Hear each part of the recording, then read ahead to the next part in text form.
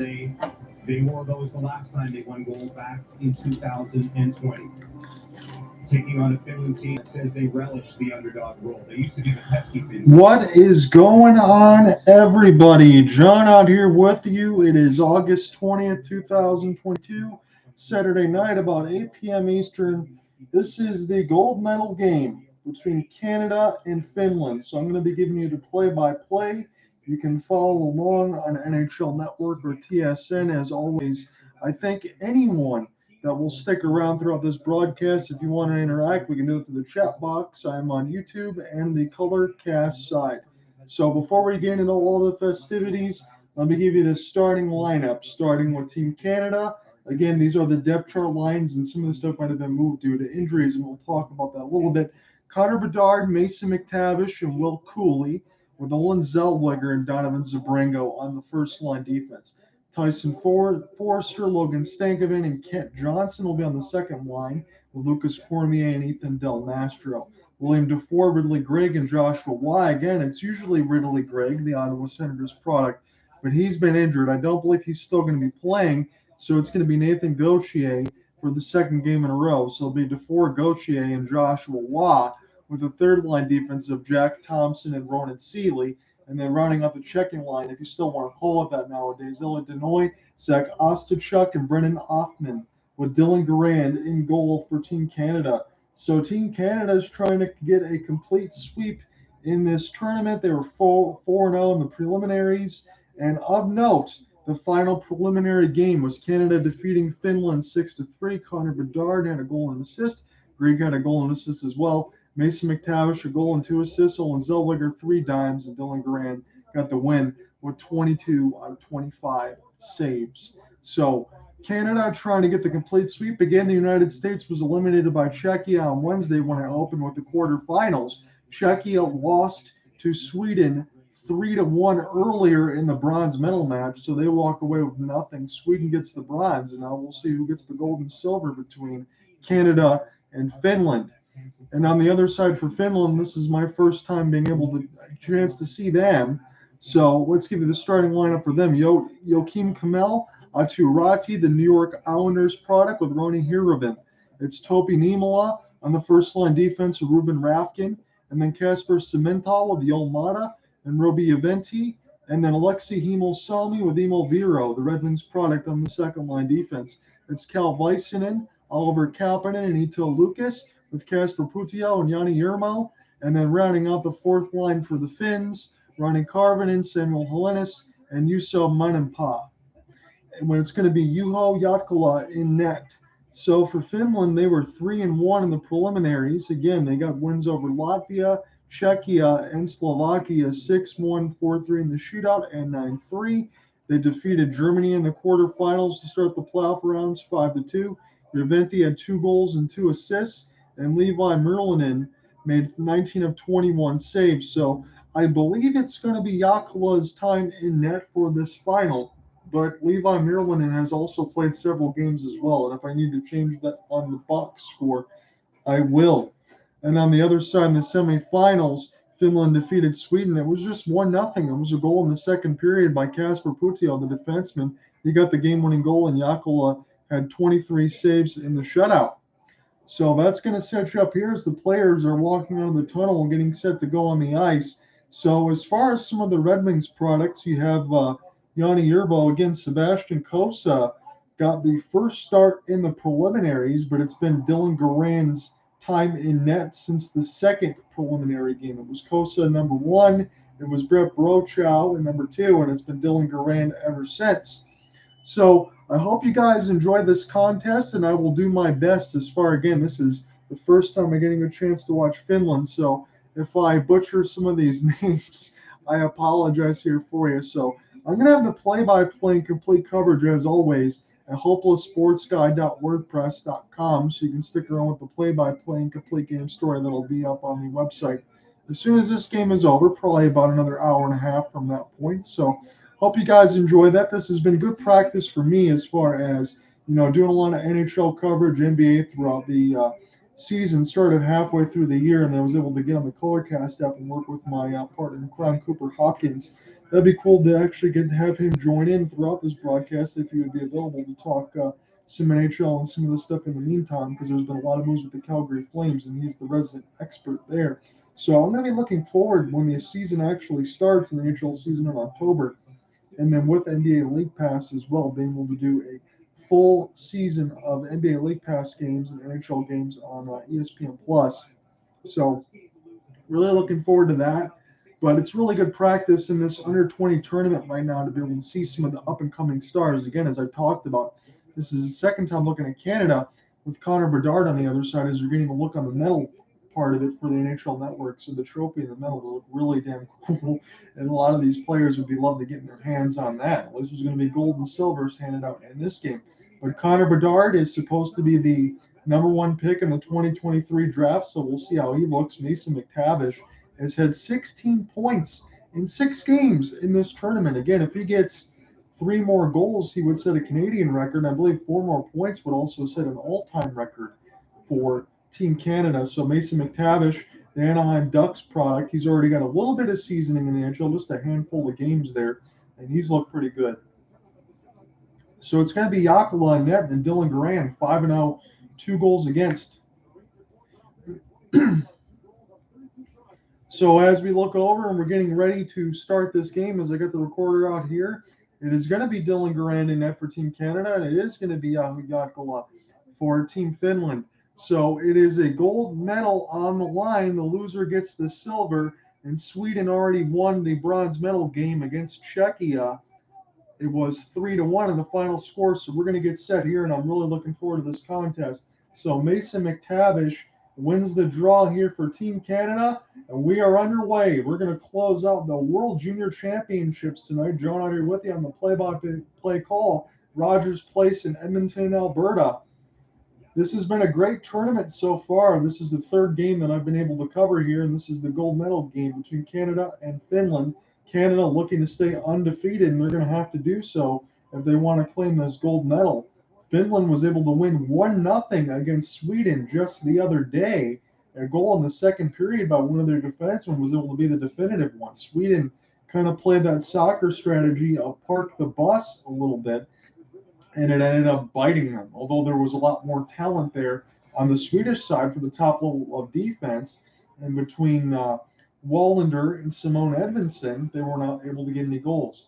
So here's a chance now for Tyson Forrester off the backhand. He's going to dump this one in, and the Finns will collect right now. Picked up, Logan Thompson trying to spin this thing around as he's stuck in behind the net. Kent Johnson trying to get this one back. It's going to be Cooley now.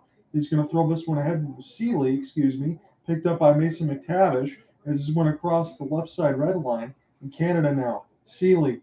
There's a chance now for Stankoven, the Dallas Stars product. And big time hit there by Finland, as they're making no exceptions on Kent Johnson. And Stankoven also stuck in a headlock here. So a pretty auspicious start here between Canada and Finland. And what I was going to say, what I've noticed throughout the World Juniors is a lot of these guys and a lot of these referees and everything else are letting the plays go after the whistle. So if they're not going to make those calls early, as these guys will give the snow showers and the fists and face with the stinky gloves, if they're not going to call that stuff early, they're probably not calling it throughout the entire game. It would have to be something egregious.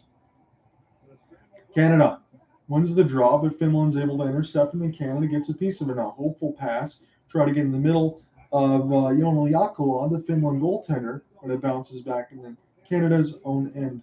Picked up now by Canada. Devin Zabrango will get this one in. Finland will chip and chase this one, try to get this out of their zone.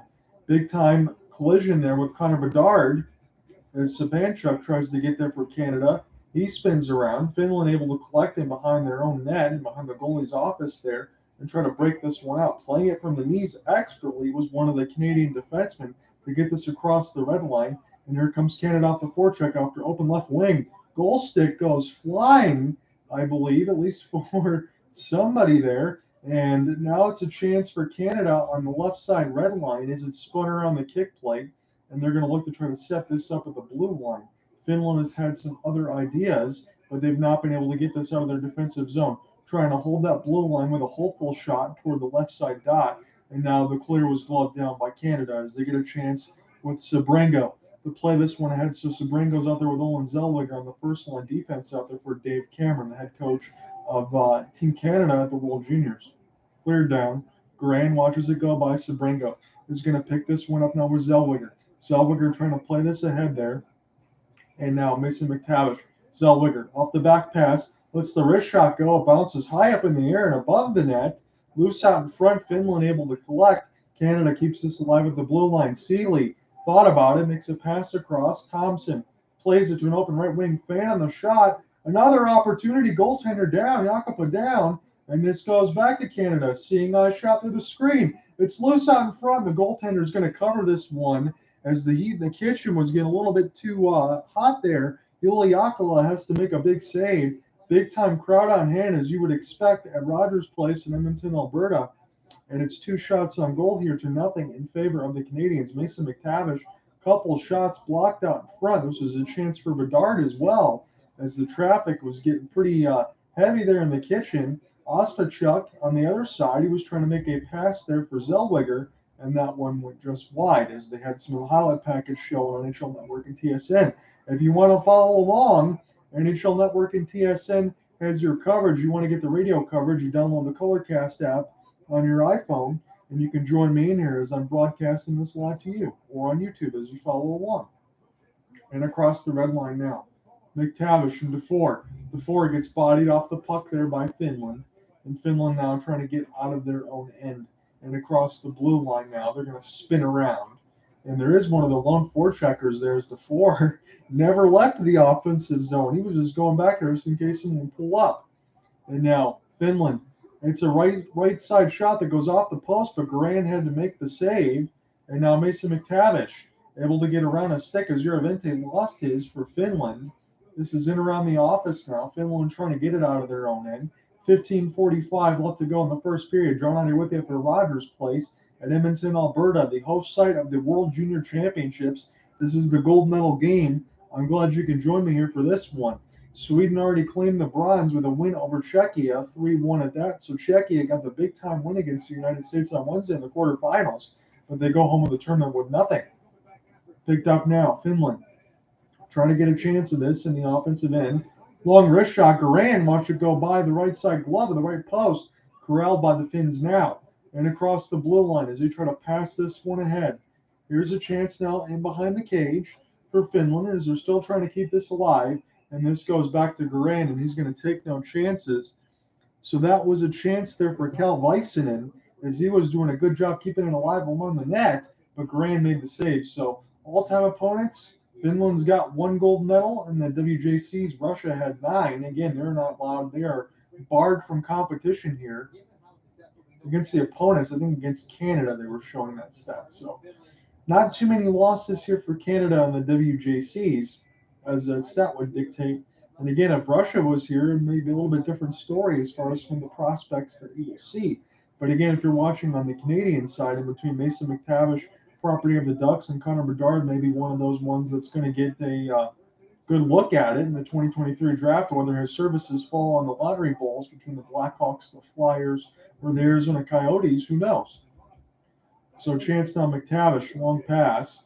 Gauthier trying to find it. Gauthier now in behind the net, trying to pry this loose from Finland. Pass out in front, bounces off one of the Finnish players, and now they're able to escape. It's a 2-on-2 the other way, but the Finns are going to instead just pull back around and be patient with it. You notice that so far. I know it's been early in the contest. 14:25 left to go in the first. 2 shots to nothing in favor of the Canadians. But Finland are taking their time. It's kind of like the Russian 5 for the Red Wings. I know you don't have as much of a push there, but I'm just saying, going back in there, taking your time and trying to get controlled breakouts, they are not afraid to do so. Big time collision, and we got a penalty call. This one is going to go against the Canadians. And of note, when Canada actually touches up here, or they're not going to call this one here, Joshua Waugh, the ref had the hands up. Maybe it was a delayed offsides. I thought it was a definite tripping there, but we still play on. Joshua Waugh's shot goes just wide. What I was going to say was Finland's power play up into the game against Sweden yesterday was attacking at above 60%.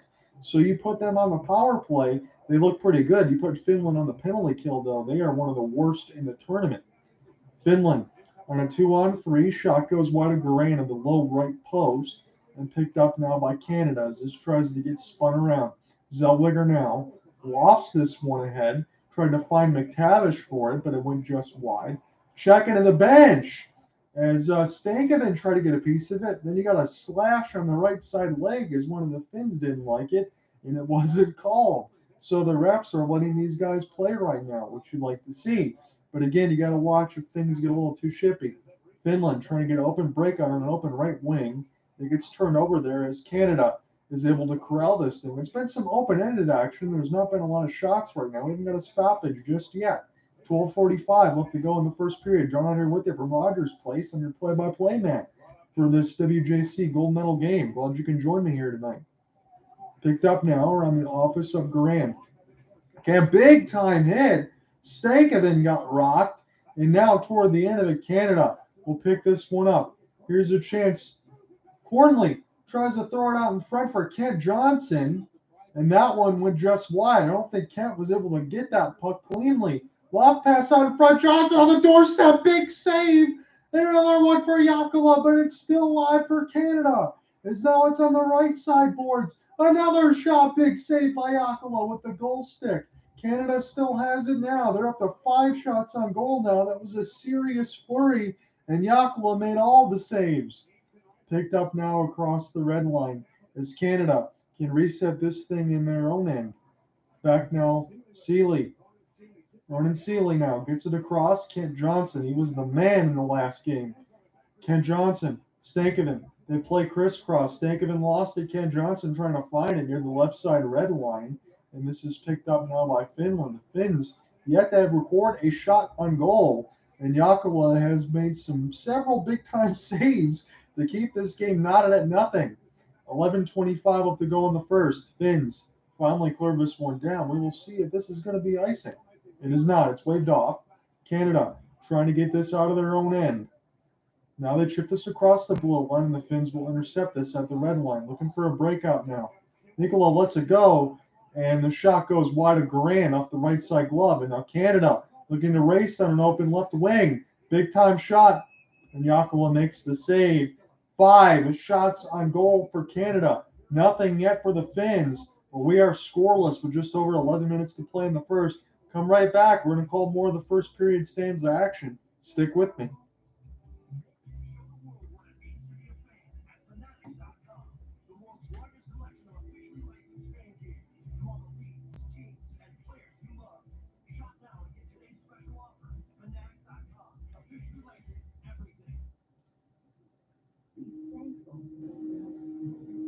Like a radiant color palette, the hypnotizing swirl of a recipe coming together. All that's left is to savor.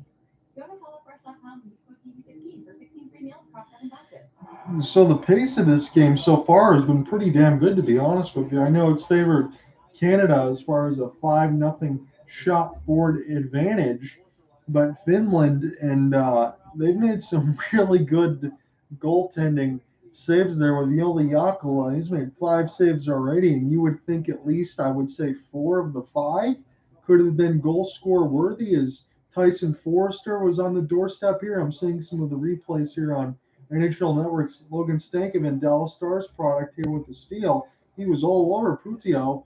He scored the game-winning goal against Sweden in a 1-0 win for the Finns. So I thought going into this, I know it's probably the opposite direction of what you would hear on TSN and some of the things on NHL Network, that we would see some offense here. And I think we've seen a lot of it so far, even though there's no goals yet. So back into the official action. Pass gets intercepted. Canada, they will get a chance as Tyson Forrester will play this back there for Seeley. Thompson winds and fires, and it goes just wide of Yakula and picked up now by the Finns, who try to break out of their own end and across the red line now, but it gets turned over and now picked up as Thompson has it in third line defense there for Dave Cameron. He's going to play this across Kent Johnson. Series of moves. Long wrist shot gets blocked in between 4 Finns. It gets bounced up in the air, but thankfully for the Finns, there wasn't a Canadian player in sight, because that could have been a rebound that Yakula had to make a big save on. So now this goes across the red line now. We're steadily getting to the halfway point of the first period. We are scoreless. Spun around the kick plate of Grand's net as this gets picked up now by Seeley. Seeley now. Mason McTavish. Long pass now. And this goes in and over the net. I believe this is just going to be over the glass now. And a neutral zone draw. And now we're really at the halfway point. 10 minutes and 2 seconds left to go. So 5 shots still on goal for Team Canada. Nothing yet for the Finns. But again, they are in this game. It's still scoreless. 5-time World Junior champions. Gold in 3 of the last 8 for the Finns. And right now, as this stands, this is going to be a tough task. But their goalie is keeping them in the game. Neutral zone draw won there by the Finns, and they will dump this in across the red line. Now kept in across the blue. Tip out in front, but this goes way wide of Garand. And Finland can't keep it in the zone. They're going to have to race and retreat. We'll see if Canada gets to this first. I think this was Stankoven tried to center it out in front. And now Finland will collect his, it was Logan Stankoven. He went all the way back in there to try to collect this thing. And Finland was just able to get it out of harm's way just in time. And now they're stuck in behind the cage as they'll try to reset this thing. Right now, it is Niemela and Rafkin, the first line defense, out right now for the Finns. It gets dumped in the Canadian defensive zone. It gets chipped to himself as one of the Canadian players as Obstachuk now finally clears that up. So it was a chance there for Denoise to get this one and chip and chase, and Ostachuk had to come clean it out. But now Finland stuck in behind the cage there of Jakula, and now they transition across the red line, but this is intercepted again. Canada will rattle this around the kick plate and go down. So the Women's World Hockey Championship is going to be on TSN from August 25th to September 4th. Jakula, and this second opportunity goes in. He made the first save, and the second one goes in. This could be Joshua Waugh's goal. Canada gets on the board first, 8:42 left to go. So we'll see if this is indeed Joshua Waugh. He does have his hands in the air. I'm going to get a chance to get a second look and see how this took place. So a clear, big-time hit there by Joshua Waugh. He pried it loose.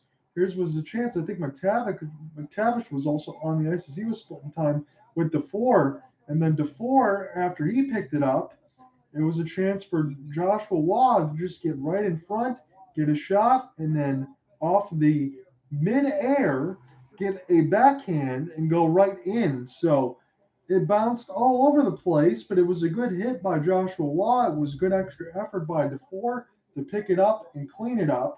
And Joshua Waugh gets his third of the WJCs. What's up, Patrick? How you doing, buddy? So Mason McTavish does get the primary assist.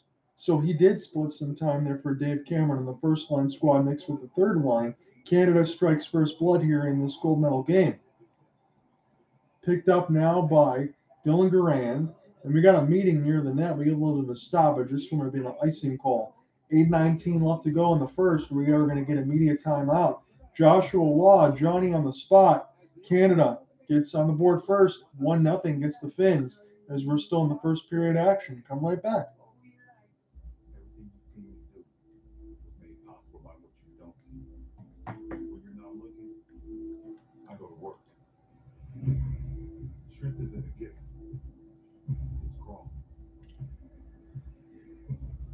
What's going on, Kalen? How you doing, buddy? Are you enjoying this game between Canada and Finland? I got a few people on the YouTube side. I appreciate it as always. I know it's just me doing the play-by-play. If you want to follow along, you can follow it on NHL Network and TSN. But as always, anyone that jumps in and out, I humbly appreciate it. So Canada, again, as we talked about, they're first on the board here. And this is essentially a home game throughout the entire tournament because this is where the Edmonton Oilers would essentially play all their games. And this is the host of the WJC. So good practice for me, as I've said, throughout Wednesday, Friday, and then Saturday here as we close out. We did a quarterfinal game, a semifinal game, and now the final game between this. So good practice to be able to go forward. And then when we get toward the end of the broadcast, I will close it out and let everybody know what I'm doing toward the end of it. We're going to have a complete game story and coverage to follow on the website, as we mentioned in the comments section. So back into the official action right now. Connor Bedard wins the draw. And again, Bedard watch and McTavish watch as far as the point totals and trying to set any records. I believe McTavish is another 2 points away of setting an all-time record in the WJCs, but Canada needs to be able to stay undefeated here. Garand, big-time wrist shot. Cormier comes together. Bedard comes together as well. They're all around the net of Garand right now. There's some pushing and shoving, and the Zebras and Boston and everybody else are going to have to get a hold of this right now. It's getting a little bit chaotic. So the Finns got their first shot on goal against Garand, and then immediately they pushed into the net, and there was just some altercations there in front, as you would expect, and an immediate face wash there by one of the Canadian players. And then Connor Bedard, all of what, 5'8", I believe, 175 pounds. He's supposed to be the number one pick in the 2023 entry draft, from what they're saying. He's not afraid to throw the physical game. So I've seen him throw several checks on Eurocheck and Spot Check on the check-ins on the other side. So Bedard not afraid to get in there and face wash and throw the body, and you like to see that as well. So does anything come of this is the question, because as I've said, a lot of this throughout the WJCs, the referees are going to let these guys play unless it really is a delay of game or an obvious trip, any kind of altercations with the fisticuffs and the face wash, well, for the most part, have been let go. So the face-off is outside of the neutral zone, and I've mentioned this one time throughout some of these broadcasts, and I can mention it now as we get a stoppage. If there is any sort of penalty, what I've seen throughout the WJCs is this: you label it as a 5-minute major, and then you can downgrade it to a 2, because if you put it at a 2, you can't upgrade it to a 5 if the altercations get any worse. So Mason McTavish, he wins it now. So this is going to be the first line with Zellweger and Zabrango. Zabrango is the only Red Wings prospect on the Team Canada side. He's in the first line defense there with Zellweger. And a chance for Waugh off the backhand forehand. And a big-time save there by Jokela as he was trying to get his bid for a second. So Joshua Waugh has looked like the best player right now in the entire ice between both teams, and especially for Team Canada off the backhand forehand. And Jokela had to be quick. He saw that one all the way and made the save. So 8 shots on goal here for Team Canada, just 1 for the Finns, but 7:40 left to go in the first. Offensive zone draw, 1 there by the Canadians. Picked up now. Kent Johnson lets it go through the screen. It goes around Jokela, now in behind the office. Seeley. Thompson now plays catch. He lets it go through the screen, and Kent Johnson tries to pick it up now. It's Seeley and Thompson one more time near the right D side. His shot goes just wide. Picked up now by Seeley. Kent Johnson will play crisscross. He tries to get Stankoven tries to get it back to Seeley, but the Finns will push this out and down the ice. 7 minutes left to go in the first period. John out here with you on the play-by-play side of the World Junior Championships gold medal game. As always, I'm glad that anybody can join me here on the Colorcast or YouTube side. If you have any comments, questions, or concerns, let me know in the comment boxes respectively.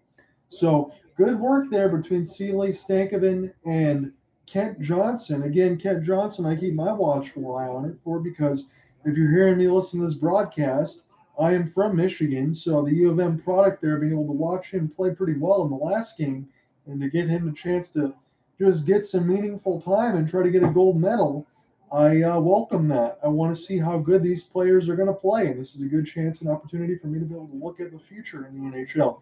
And Mason McTavish, oh boy, I'm going to have to check out the Anaheim Ducks. I think Pat Verbeek has done a pretty good job. He's trying to get a little bit of rebuild going. I know they fell a little bit toward the month of February, but we'll see how the Anaheim Ducks will do this season when the NHL season will start in October.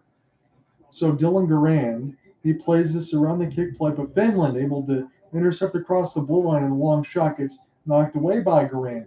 Finland off the backhand out in front, and Cormier was able to collect this thing for Canada and get this out, and they're going to chip and chase, but first they're going to play catch. So Ethan Del Mastro will try to play this one to an open wing as this goes back to the right side red line. Picked up now by the Finns. 5:55 left to go in the first. Connor Bedard was one of those ones that got a check in there. Del Mastro trying to find it as well. And again, this is the gold medal game.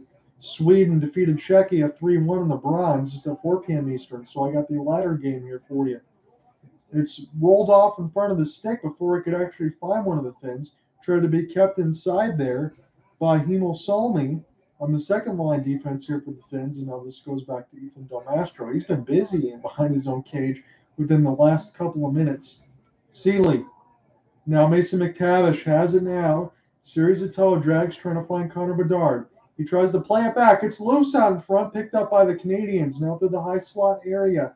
They're going to try to reset. McTavish holds it off the backhand. He splits with Joshua Waugh. He's been hot. Lets it go. Big time save there by Yakula. Waugh will recollect. McTavish, Sabrango. He's going to play a pass across. Yakula down. I think he might have got a stick to the face incidentally from one of his own teammates from the Finns, as Connor Bedard will intercept. He plays this back to Sabrango, and now this is lost. Picked up now by the Finns. Emil Salmi tries to crisscross.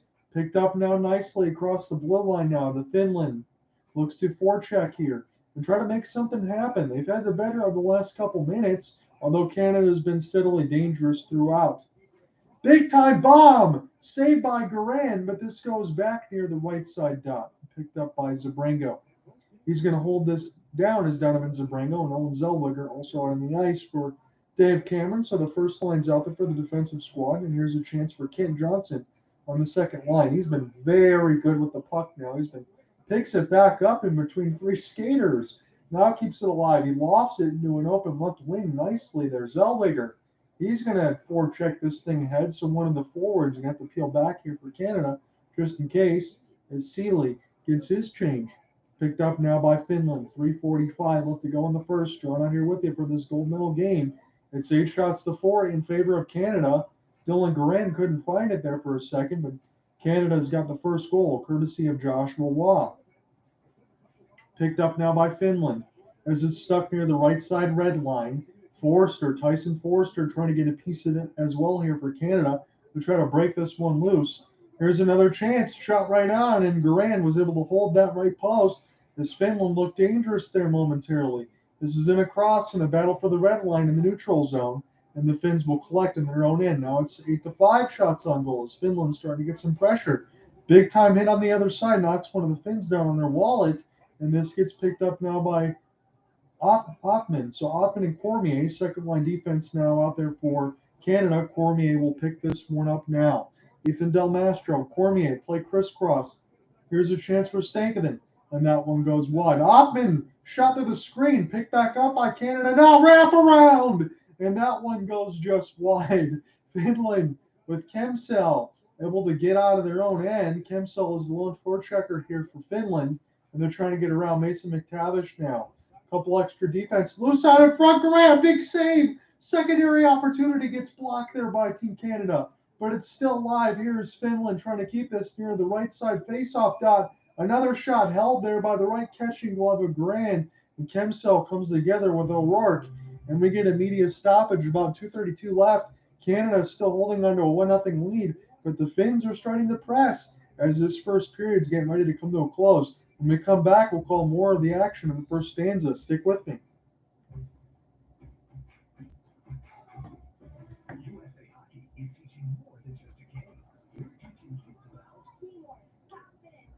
What's going on, guys? I appreciate it.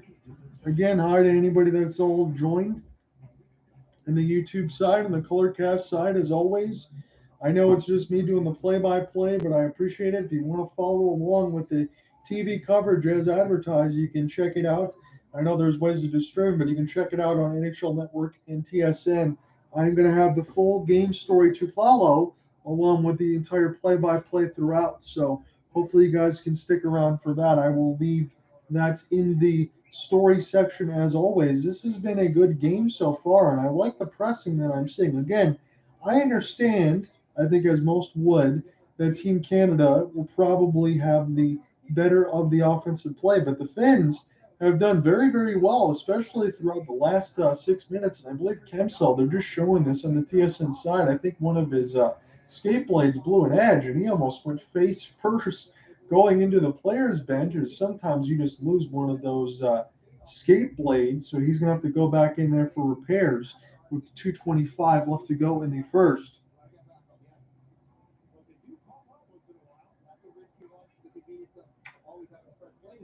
So back into the official action right now. 2:10 left to go in the first period. It's 9-7 on the shot board in favor of the Canadians, but the Finns have had the good pressure there for about the last 5 minutes or so.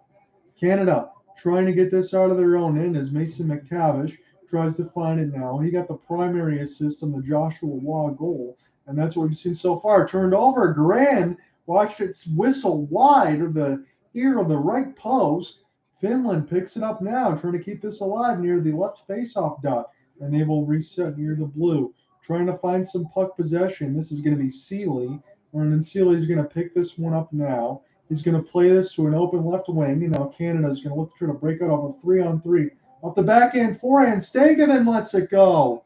And a big-time save from Jokela. Now it's 10-7 on the shot board.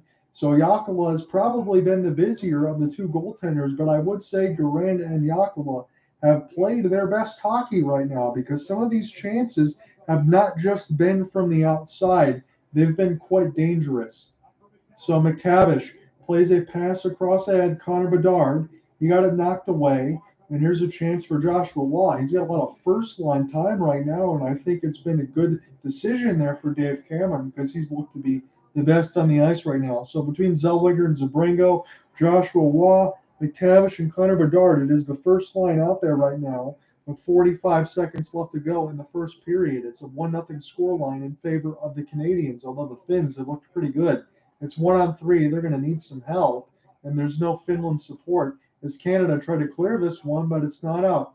Simon Lestius lets it go as he kept this one alive, and Grand made the save as this goes to the right side red line. Olin Zellweger tries to play it now. It's getting intercepted and kept in by the Finns with 20 seconds left to go in the first.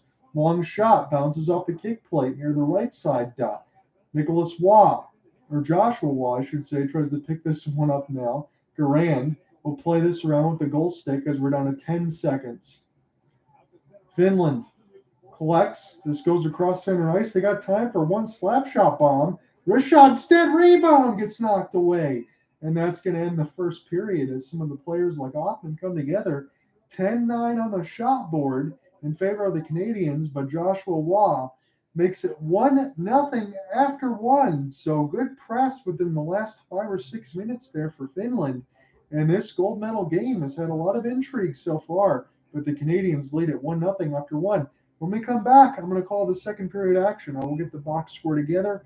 If we have any other comments, questions, concerns on Colorcast or YouTube, let me know. I'll be hanging around as we're getting some of the story elements together. But if not, we'll be back for the second period call.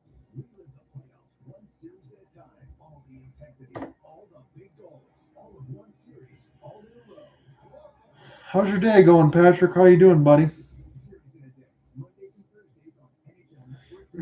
If you or a loved one has mesothelioma or any other asbestos-related cancer, call now. Asbestos manufacturers sold deadly asbestos. So on the official box score, I'm going to pull this from livesport.com. So that's going to be where it's going to be now.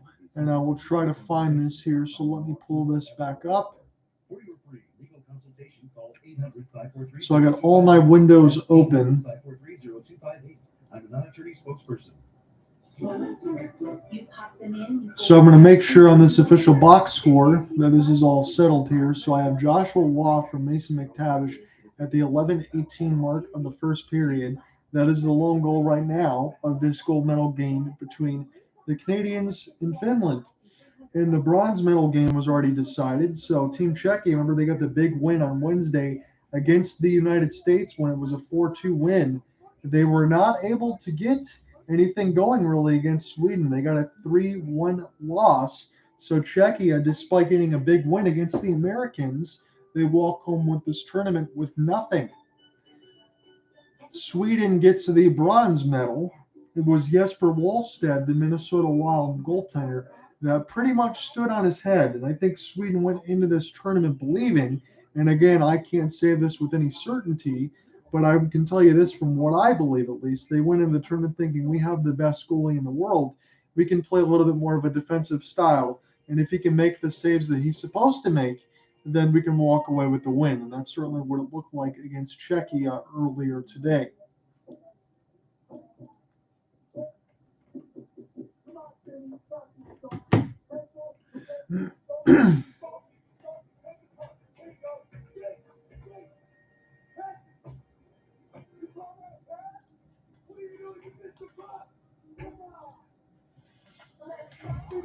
So we're in the middle of the first intermission here. I'm going to get the box score all set up.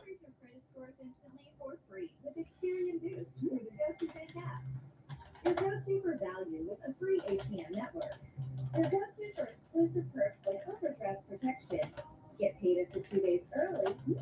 And no monthly fees with direct deposit. Go-to Bank. It's mobile banking at its best. Open an account at gotobank.com. Thursday, it's an early puck drop as the Women's World Championship begins with a face-off between Team USA and Japan. It's always a great day for hockey. It all starts Thursday, 9 a.m. Eastern on NHL Network. Very entertaining first period in Edmonton, the number one pick in the 2019 Quebec League draft, the 150th pick in the 2021 NHL draft in Montreal. Joshua Roy has the lone goal for Canada. So Joshua Roy is a Montreal Canadiens product, and in his last couple of games there, he's got the interview on the TSN side. He's looked pretty good. So between Joshua Roy and Kent Johnson, it's not all about Connor Bedard and Mason McTavish. It's good depth here for the Canadiens. Third goal of the tournament here for Joshua Roy is giving the Canadiens a 1-0 lead after one as we're in the first intermission. Walk me through what took place. You started it and finished it after all. Yeah, the key today is shoot the puck and chase, and that's what I did. And Mike took the puck and shot, and I got the open net, so I put it in. So it was pretty crazy. Your line was labeled the checking line. Seems like checking was working just fine. Is that the game plan coming in, was to really put pressure on their D? Yeah, exactly. Just put pressure on the D, and they're good on that plan and on the down very much very. So we're trying to do that. So that goes the way. Thank you. All right, back with Cheryl Pounder, Jeff O'Neill, and Bob McKenzie. After sitting through an entire tournament here in 2021 with no fans in the bubble, and then sitting through this tournament with not very many fans for most of the games, it's great to have a mostly packed house here. It feels like a gold medal game, and you felt it on that goal. The usual suspect leading to it. Absolutely, perfectly executed by the Canadians. And the way the Finns are stacking up in the neutral zone, they have no choice but to dump the puck in and get after it. There's nothing exciting available through the neutral zone, and it's perfectly executed by Joshua Roy here. His job right now is man on body and loosen that puck up, and then go right to the front of the net after that. Mason McTavish gets the puck up. Finnish defenders trying to play goalie there. That's a tough position to put himself in, and the goaltender Joshua Roy has an open net. But that's what's available, and it's perfectly executed right there. We mentioned Mason McTavish decided to come back to this tournament when a lot of guys headed to NHL camps did not want to, chasing that gold medal. So they're saying on TSN right now, as I made the mention of Mason McTavish, it's Canadian single tournament high. His record is 10. He's got 8 goals. The point record is 18. He's got 16. So he is 3 goals away from the single record and 3 points away from pretty much putting that away as well. So Mason McTavish, if he can get hot in this second or third period, and there's been some open, free-flowing action that could be possible. Two on the blue line or move it forward back. Three on the blue line. So what do they want to do? They want to push forward up. They want to tip pucks behind the defense and then get in on the forecheck. That was the opening face-off of the game. Perfectly executed is what they want to do. That way they know they're not playing their end. Then again, just a little chip play through the neutral zone. Make sure the puck gets behind the Finnish defense. Go in and go to work on the forecheck and make something happen. You can carry it to the neutral zone, but you got to be careful. A guy like Kent Johnson's a great skater. He can weed by a little flat-footed defenseman. Same thing again. Come through the neutral zone with speed, go wide, hit the center red line, get the puck deep, and ensure that you're not playing in your end. Look at the great opportunity created by another dump in for the guy who got the first goal. That is precisely the way Dave Cameron wants him to play, and it was executed really well, especially. So here's the deal. From some of the stuff that I saw on the Canada side, again, we're just getting everything situated in the box. We're getting my notes together for the story. So Mason McTavish, all this stuff has been going on with Connor Bedard, again, as the first pick in the 2023 entry draft in all likelihood. Again, it really depends on where the lottery balls are going to fall. Again, we can talk about teams with some of the worst records in the league, possibly between the Chicago Blackhawks Arizona Coyotes, Philadelphia Flyers, maybe a couple other teams mixed in there. Because again, it's a lottery, so who knows where it's going to fall. So again, as they've said, McTavish could have just went right to training camp, but he wants to be able to get another goal for his country, which is really good to see. So in between, Kent Johnson at the U of M product, Owen Power for the Buffalo Sabres. Again, Owen Power is the United States, so we're going to be able to see him in this tournament. So between Owen Power, Kent Johnson, Mason McTavish, some of these other guys, my point is this. They have a little bit of NHL experience. Again, toward the end of the season, before going into the playoffs, you might see, I believe it was about 5 games for Power, McTavish, Kent Johnson. And now this is an opportunity for McTavish again, instead of going right into the training camp, get a gold medal for his team, then go back into training camp, get as much experience as possible. Again, this is an under 20 tournament, so as long as these guys don't get hurt, you never know when that's going to happen. And again, you can't live that way. If you're afraid to go get hurt to do something else before you're getting into your actual regular season job, then I really don't think you're enjoying your career as much as you could. And again, these are younger kids, so probably not going to be thinking about that as much, about injuries and things like that. But my point is this. These players are really good from what we saw from some of these other kids, especially now McTavish with the Ducks, as I mentioned this throughout the broadcast.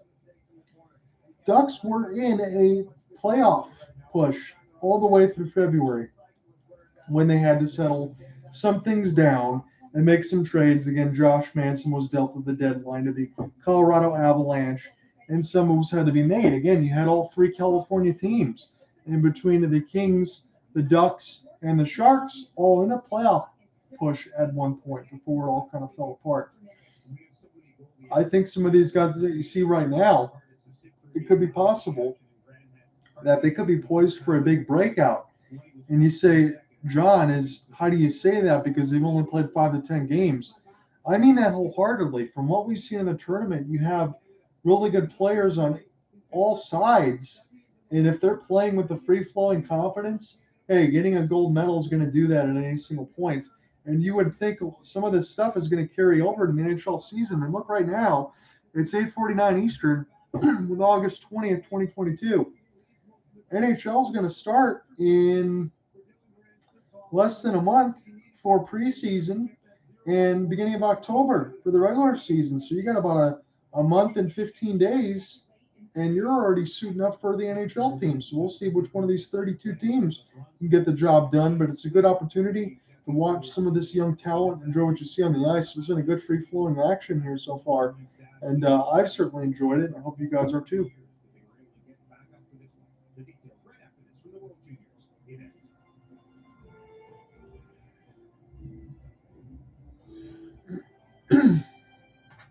Now you can get your favorite jersey faster than ever at Fanatics.com.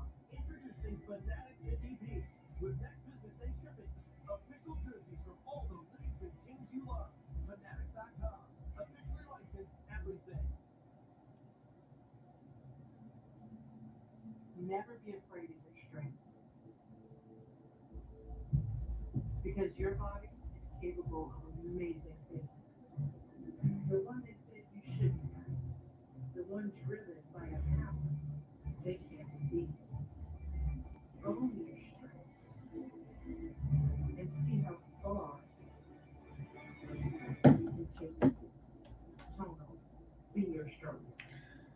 So the deal for me, again, we talked about it, and I'll mention this more when we get toward the end of the broadcast. So I'll broadcast a lot of these games throughout the regular season of the NHL. What's going on? How are you doing? Throughout the regular season, so it's going to be NHL broadcasts, NBA broadcasts, and maybe I'll do some MLB playoffs, and I'll do college stuff. So really, NFL is the only thing I don't cover that much. But what will be upcoming is the NHL 23 beta. So that should come sometime next week. So I will be able to review that here for you, whether it would be on the Xbox or Series platforms or PS4, PS5, and let you know how that's going. And then a couple weeks later will be the release of NBA 2K23. The good thing with the Championship Edition on that, yes, I know it's $150, but NBA League Pass is usually about that same price. So it comes with League Pass. So essentially, what I'm saying as far as the written coverage, it's going to end up being NHL on ESPN, NBA League Pass coverage. So I'll be able to start that from the beginning of this year on Colorcast. So between October all the way through the end of the regular seasons, we will have all that together between NBA and NHL coverage, and I'll try to mix in some college stuff throughout.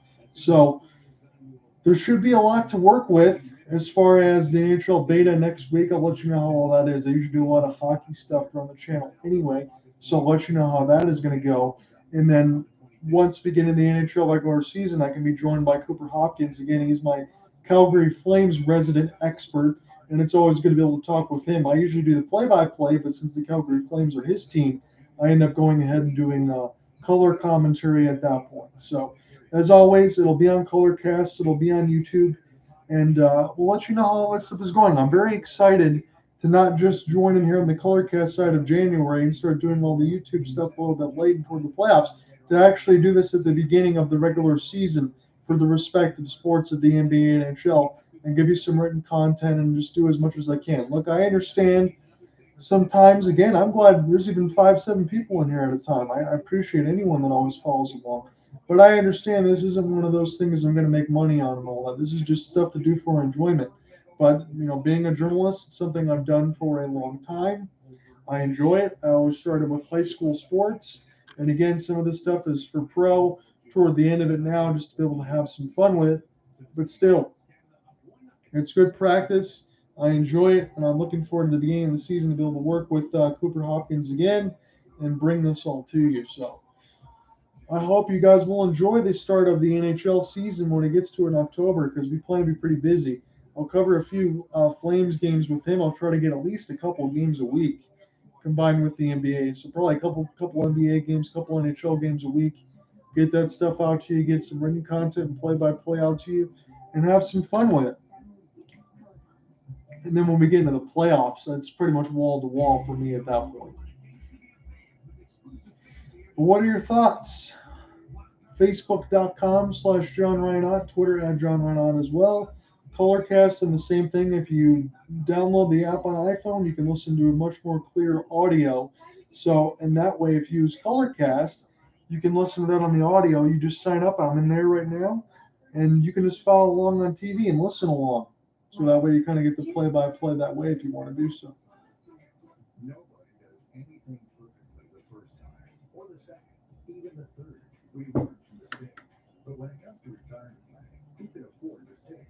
Smart Asset can help you avoid those unpleasant mishaps with a free guide, the 7 crucial mistakes of retirement planning. We also match you with up to 3 vetted fiduciary financial advisors who can help you achieve your retirement goals. Using Smart Asset is free with no obligation. Discover what others learned the hard way. If you got any other NHL thoughts or anything else you want to throw on the comments board, let me know as well. We can have a discussion right now as we're sitting in the middle of the first intermission. Find out when we review our list. He could easily be a point-a-game player on that top 20 wins now. Sunday, 6 Eastern on NHL Network. The Canadian Hockey League is known for investing in moments like this. Did you know we're also investing in this? The CHL, developing tomorrow's leaders. Our friends at Sport Logic continuing to track those dangerous slot shots. So according to Sports Logic here, they have Canada with 7 slot shots and 1 goal. Finland just 1 shot slot, no goals. So it's only 1-0 after 1, but the courtesy of dangerous opportunities have definitely belonged to the Canadians. 10-9 of the shots on goal after 1 period. Joshua Waugh for Mason McTavish. All right, James, so we'll talk with pregame on what Canada had to do. What did you see in the first period that you liked? If Canada's going to win this game, it's going to come down to one thing. How well they can break the puck out of their own end. How clean they can be in passing it, skating it off the ice. When they're clean, they will dominate territory. They will have the puck in the offensive zone, and their skill will come flying through. And when they had someone of these clean plays, they saw them create that. Red Box, how are you doing, buddy? You're going to be getting ready for the start of the second period It is 1-0 in favor of Canada. Shots on goal are 10-9, but the slot shots are 7-1 in favor of Team Canada. It's Joshua Waugh with the goal, courtesy of Mason McTavish. So it's the Montreal Canadiens and Anaheim Ducks, respectively. And as this tournament has gone along, Joshua Waugh is starting to make his presence felt. He's got his third of the tournament. Good for a 1-0 lead here for Canada. So Canada started out with a 5-0 shots on goal advantage.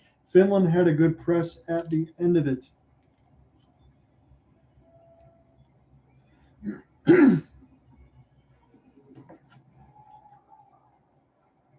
Second period draw is officially underway. The Canadians have possession as they're racing left to right across your radio dial. Finland in the white and blue will be right to left. Now they're in their own end of goaltender Yuli Jokela. He has been excellent so far, and the same thing can be said for Dylan Garand on that side of it. Both goaltenders have been pretty good, but a lot of the slot opportunities have belonged to Canada, and we'll see if they can continue to get the better of the pressure and then try to pace themselves rather than just being up by one. So 3-on-2 the other way. Mason McTavish lets it go, scores! Big time goal there for Canada, but all the space in the world to shoot it. And the Canadians make it 2-0. So that was just too easy of a shot there. So my apologies. That is William Dufour with the goal. So my goodness, I mean, look, you can go into the zone once this is paced across the own end of Finland. They break out this Canada off the 3-on-2, simple drop pass to Dufour. Nobody picks him up.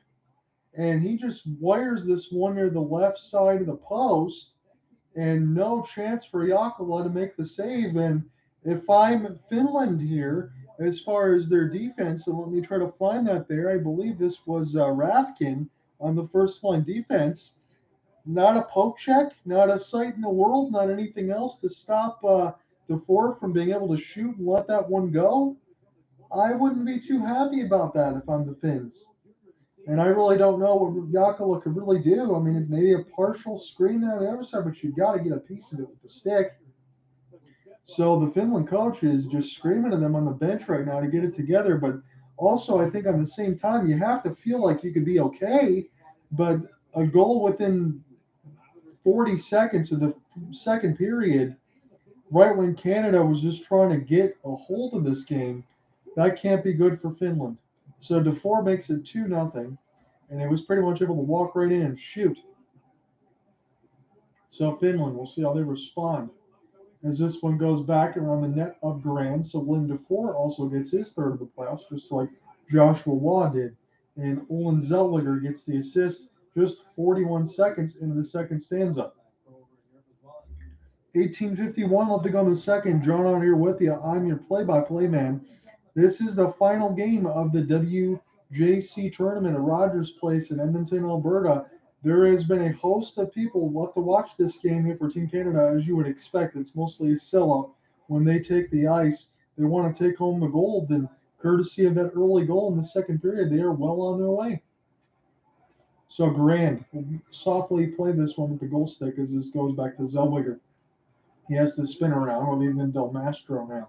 So Del Mastro will pick this up on the second line defense. So it's Lucas Cormier and Del Mastro out there right now. Puck almost hit one of the Canadians players in the face as that got dumped in there. Virmo able to sidestep ahead and get a piece of it on his own. And then he almost got belted on the other end as Finland's just going to try to regroup here and get this thing going.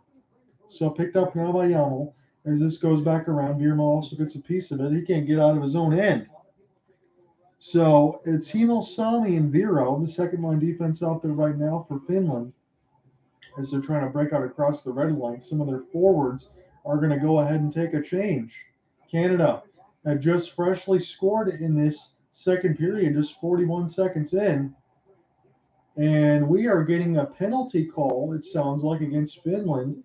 They can't believe it. And Rafkin's going to go to the box. So Rafkin was the one that could have got the stick check there on Dufour. He did not, and now he's going to the box. So Team Canada in the last game, They looked pretty good against Czechia. Again, they were 2 for 2 on the power play, and he just got the stick right up in the head of O'Hearn, and that one's not going to be good. So Canada goes on the power play for the first time in this contest. They could definitely make this a 3-0 game, as all the Canadian fans are really enjoying this one. Again, it's a U20 tournament here, so they have a souvenir for DeFore to get his goal in the game there. So Juan Cote's mother is also there. They're showing a lot of the mothers and parents are there for the U20 tournament for Canada. We'll see how they do on this power play here. McTavish pass across. Ken Johnson picks it up now. Zellweger. Johnson with a bomb. Yakula with the save. He makes 3 saves. This falls back to Canada now near the right side faceoff dot. They're going to reset this one. Connor Bedard will reset this here for Stankoven. This goes back now. Zellweger to Johnson. Johnson will hold. Connor Bedard has it now. Mason McTavish. Mason McTavish near the right side dot. Going to pass this one across. Canada can't collect this before this goes back. So Zellweger couldn't hold that line. This goes back to Kent Johnson. He gets bumped up the puck, and Finland able to clear. Long shot gets stopped there by Garand and glove down. And Canada will be able to press again. With 1:05 left to go on the first power play of the game, Zellweger trying to get around the pressure. Mason McTavish holding off the forehand. Now near the right dot, going to drop this back here. Zellweger will spin. Now Stankoven, the Dallas Stars product, gives it back Zellweger. Here's a chance now to hold as Zellweger gets this near the right dot. He's one of the ones on the offensive side. As this is picked up now by Johnson. Fake it there. McTavish, slot pass to the other dot. Big bomb gets fanned on. Canada trying to find this in between some skates and sticks, and now they do.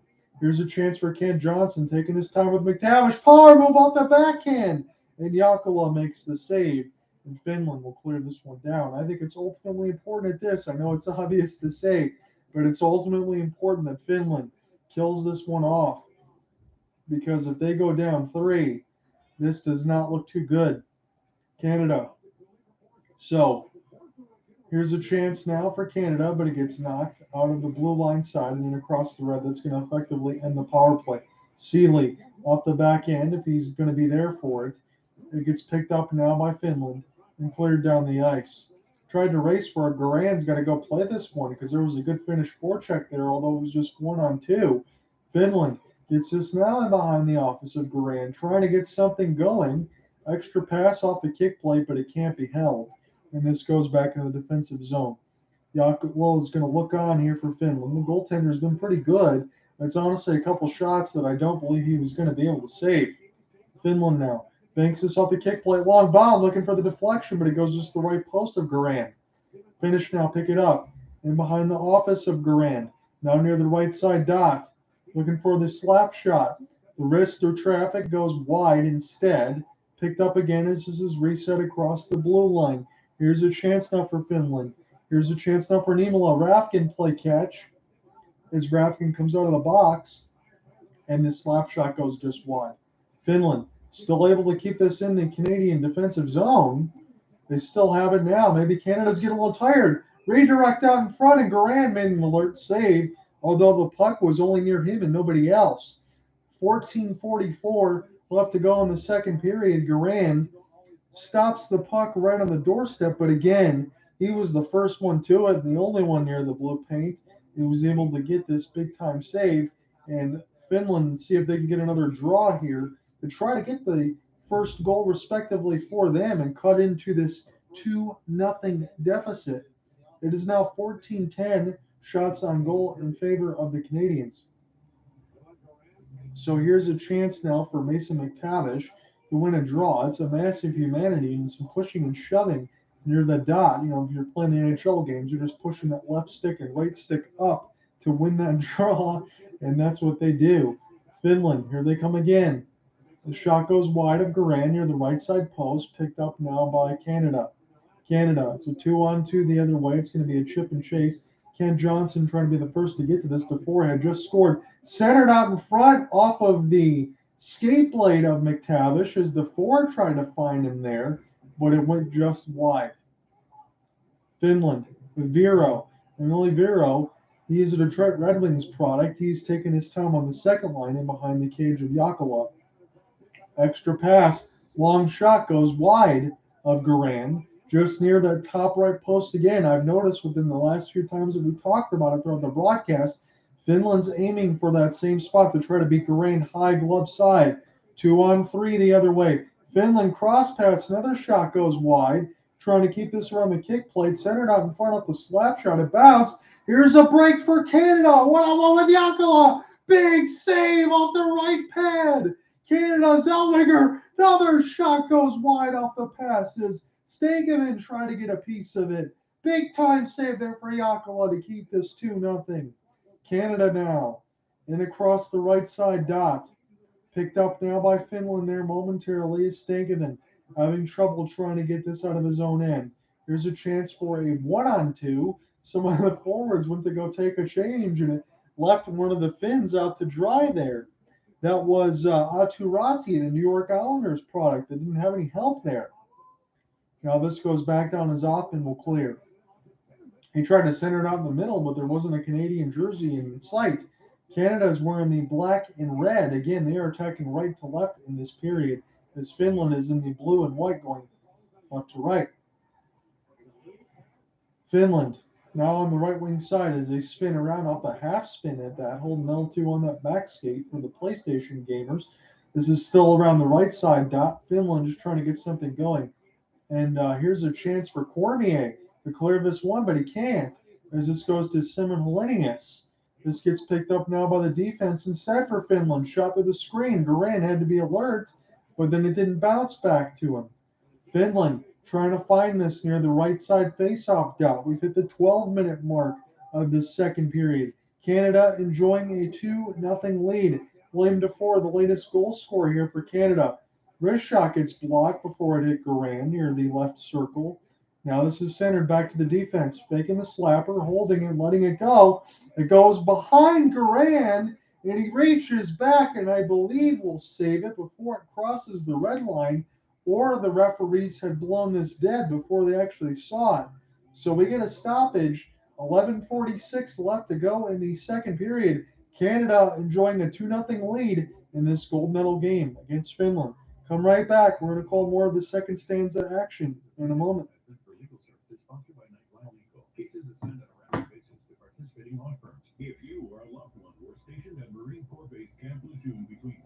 Hey, Redbox, as always, buddy, I appreciate you listening throughout the broadcast.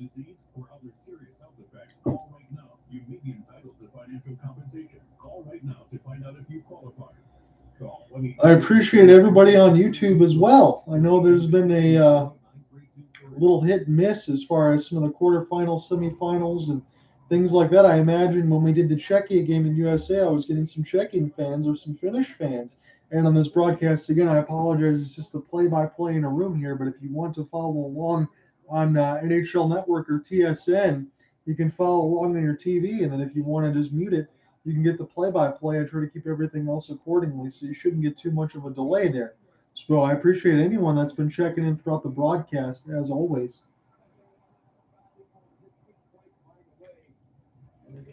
So Canada has looked pretty good here throughout the second period, but again, Finland, they've been able to stave off some of the pressure. And if I have to give my best player vote right now for Finland, it would undoubtedly be Juha Jakala, the Finnish goaltender here.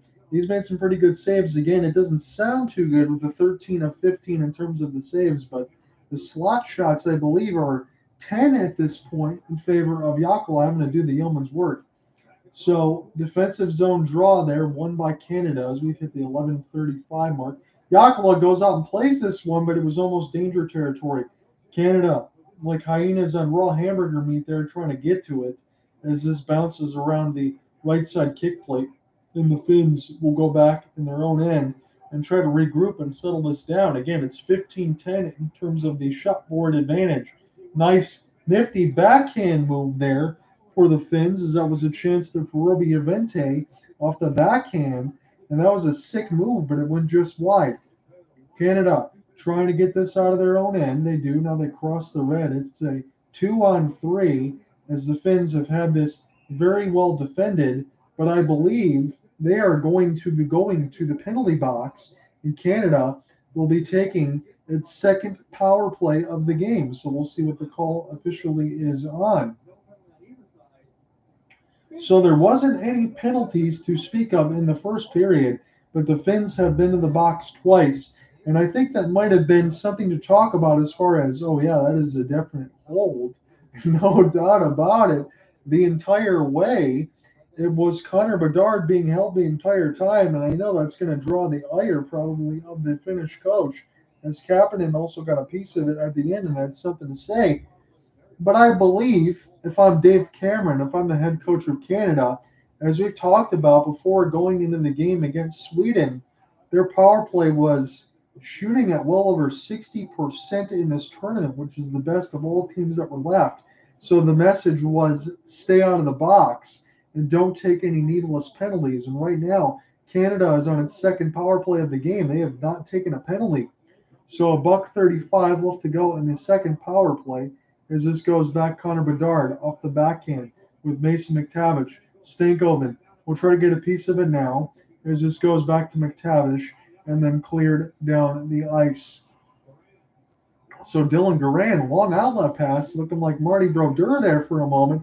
This is going to break open McTavish, and this is going to blow the play dead as he collided into the net. Maybe one of the Finnish players got a piece of it with the stick and dislodged it loose, which allowed McTavish to go flying.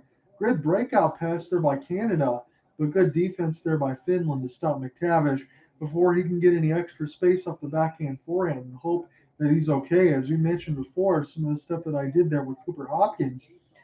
If you remember a time not too long ago, these pegs and everything else in these nets did not get pried loose, so you'd be losing some teeth and breaking some legs. McTavish has 8 goals and 8 assists, good for 16 points in the 2022 tournament. That is 2 points away from tying the record of Dale McCourt of 18 in 1976 from what I saw, according to the TSN side. Again, I'm watching this on NHL Network, and they're carrying the TSN coverage if you want to follow along.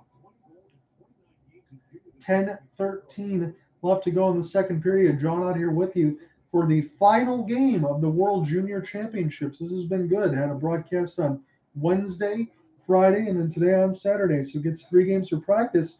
Lewis out in front there. And Nicola made the save. McTavish was trying to go whirling dervish between the legs, looking like Matthew Tkachuk. So now Zellweger from Stankoven. He's going to let this one go. McTavish tried to find that one. Zellweger. Now this goes back to Kent Johnson. Kent Johnson will play this one to Olin Zellweger. He's going to hold. Johnson will spin near the right dot. He's going to play this one between his legs to McTavish as Canada settles this down. Zellweger near the high slot. He leaves it near the left dot now. Pass out in front. Zellweger fakes it. McTavish with the bomb. It's loose out in front as Finland was able to escape and block this one away, but Canada still with the puck possession. Kent Johnson, Zellweger fakes it. Johnson, extra slap pass across. Shot goes high and wide. Picked up by Johnson. 10 seconds to go on the power play. Zellweger fakes it. Johnson bomb! And that one goes to the left side dot. As now it's down to 5 seconds. Kept in nicely for the Canadians. Johnson has it now near the right dot again. Zellweger lets it go to the screen. Near the right post, Yakula makes the save, and Canada says it's in. I can't see it myself. They're celebrating. I don't know if the referees have yet called this one a goal.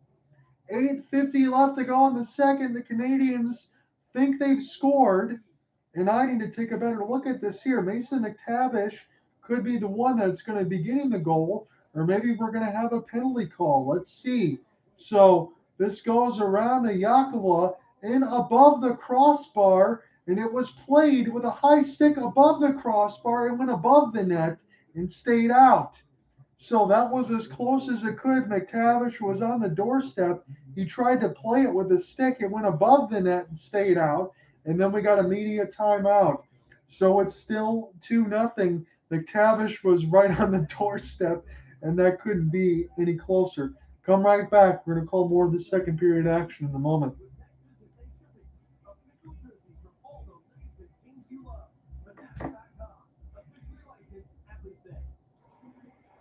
It's the prequel to the groundbreaking Game of Thrones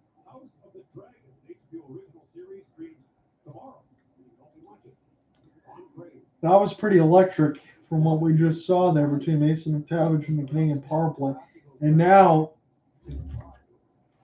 getting back into the official action here, Rafkin is going to be called for holding the puck with the glove hand, and Rafkin was able to do that sneakily, and that's what Canada was really upset about there, is McTavish took a stick to the head, so Rafkin was able to hold on to the puck as it was near the top of the mesh, and I believe he was trying to relinquish some of the pressure there for Yakula, but you can't put a hand on the puck and hold it, and that's what Canada was screaming about. So Finland goes back on the kill, and to be honest with you, they've been okay. They're trying to stop 2 out of 3 here on the kill. But again, Canada, they have been buzzing right now. So we'll see if Finland can win a defensive zone draw. They cannot, and this gets a chance. Ken Johnson now from Zellweger. He's going back near the spot he likes, near the right dot. Centered out in front there for McTavish, but it went just wide. Johnson now picks it up now. Connor Bedard lets it go off the short side. Yakula makes the save and holds. 8:32 left to go in the second period. Connor Bedard with a couple of nifty shots, but again, Yakula holding steadily to that right post with nowhere else to go and nowhere else to shoot from. But Bedard trying to make his presence felt and went right in the webbing of the catching glove. 8:32 left to go in the second. John on here with you from the WJC Finals, the gold medal game. This is the last of the tournament, and this will probably be the last time that this will be played during the summer with COVID and all the other restrictions like that. We finally got this tournament game underway, and we've got some fans underway as well to watch it. So this could be at the very behest of all the Canadian fans that they're enjoying this right now. So Ken Johnson, U of M product, Columbus Blue Jacket, the number 4 pick from last year. From McTavish, Zellweger. And now here's a chance, Connor Bedard in behind the cage. McTavish is going to hold near the right side dot. Pocket gets picked, and it's going to be a long kill. Still holding on to it now is Atu Rati. He gets knocked off the puck.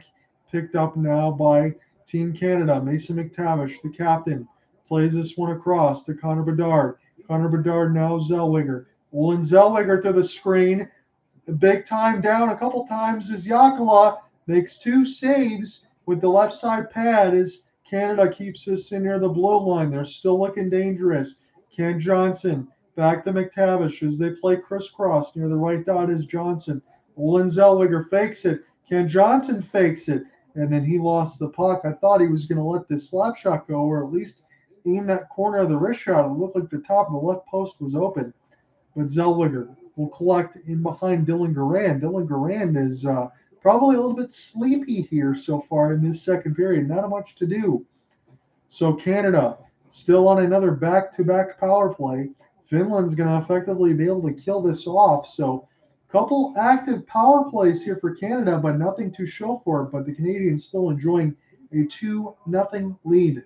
Logan Thompson gets this one now. He's now going to wait near the right side defense as Thompson and Seeley now. You're going to get some even strength time here for Canada. So Seeley, Thompson lets it go to the screen. Yakula makes the save. Goes back to Seeley now. And this one gets bombed to the right side of the dot. Thompson lets it go. All kinds of contact with Wah in front of the net there with Yakula, and that was not called. I mean, he got pushed right in his face. So Canada has been able to get away with a little bit. And as we've said throughout this World Junior Championships tournament, there really isn't a lot of penalties called.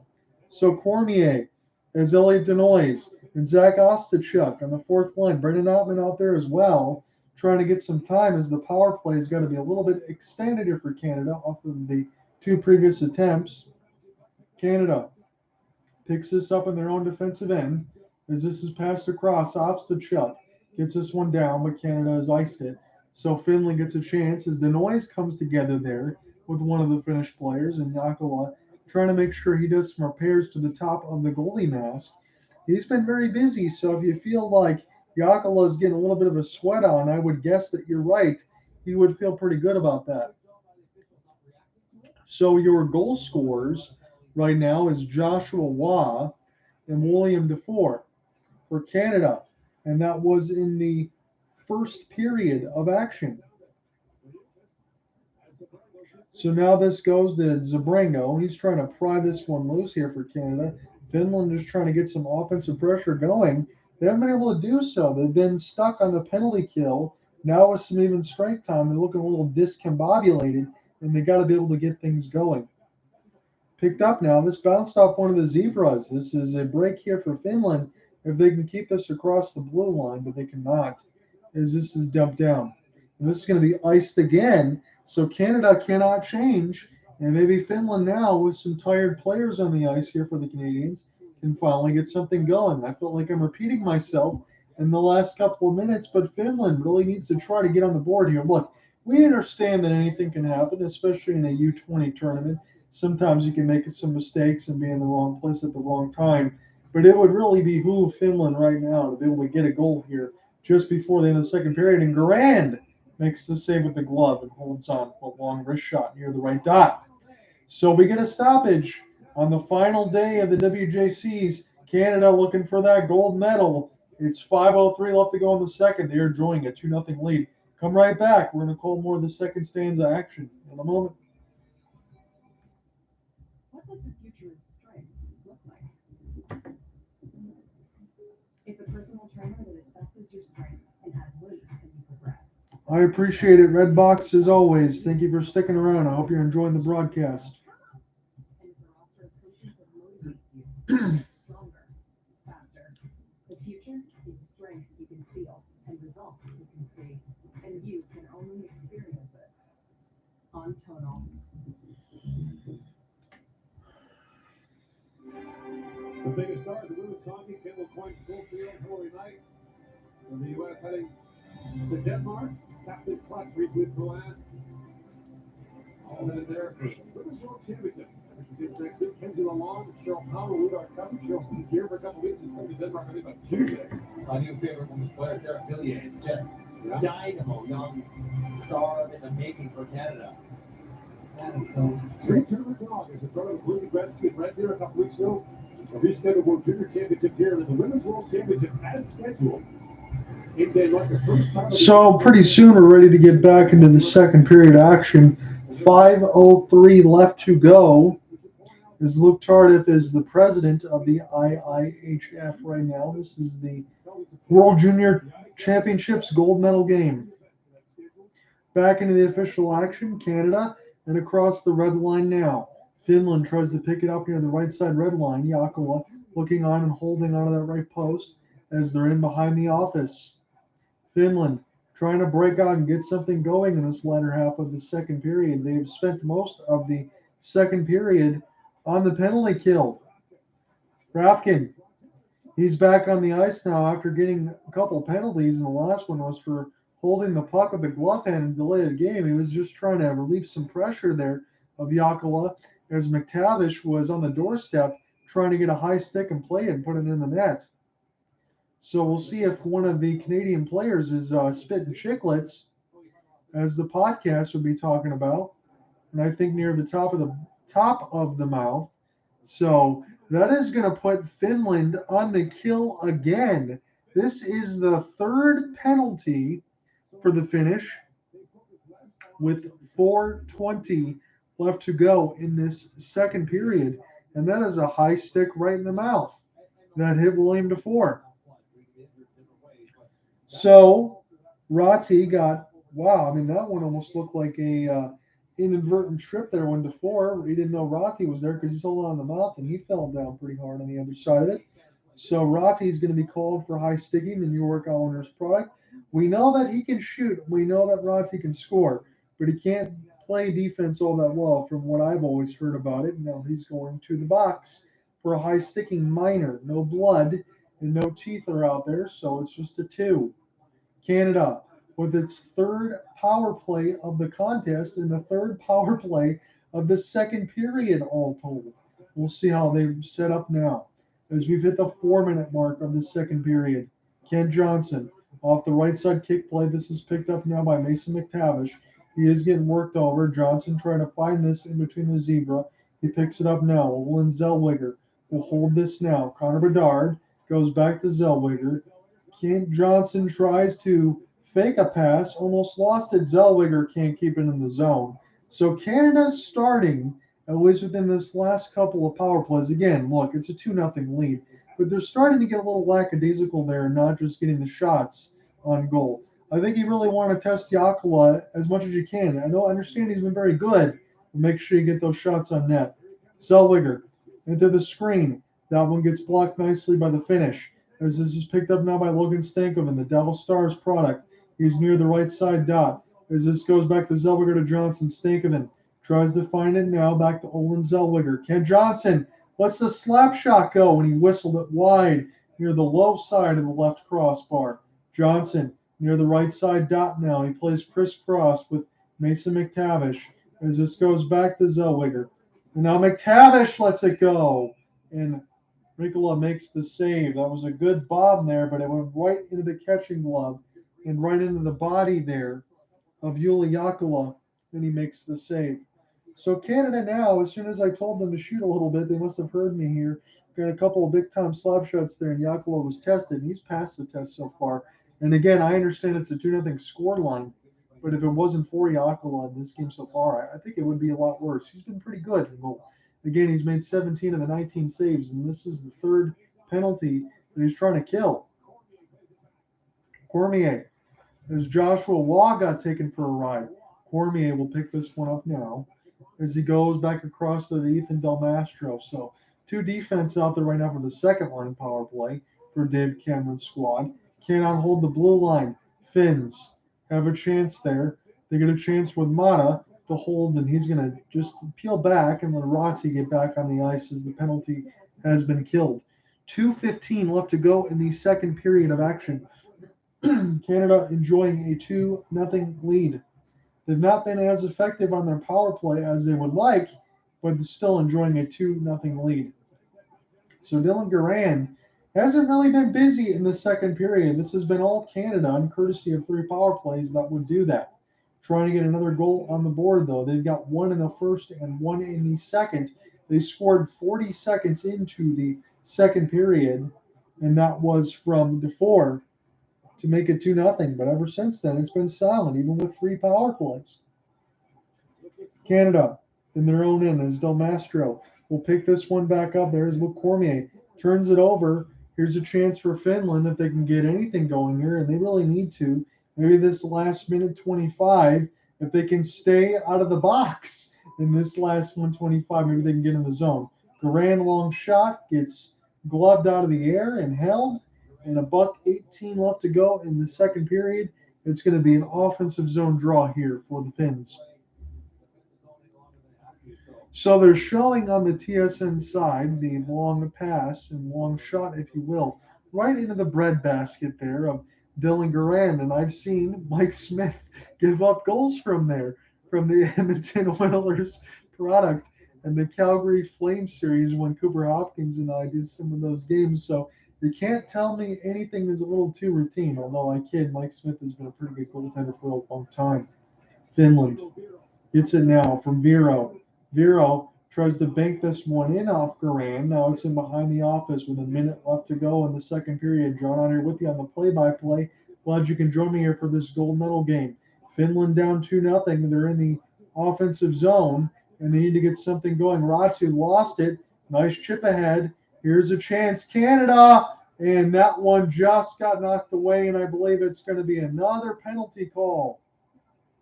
And that is a high stick.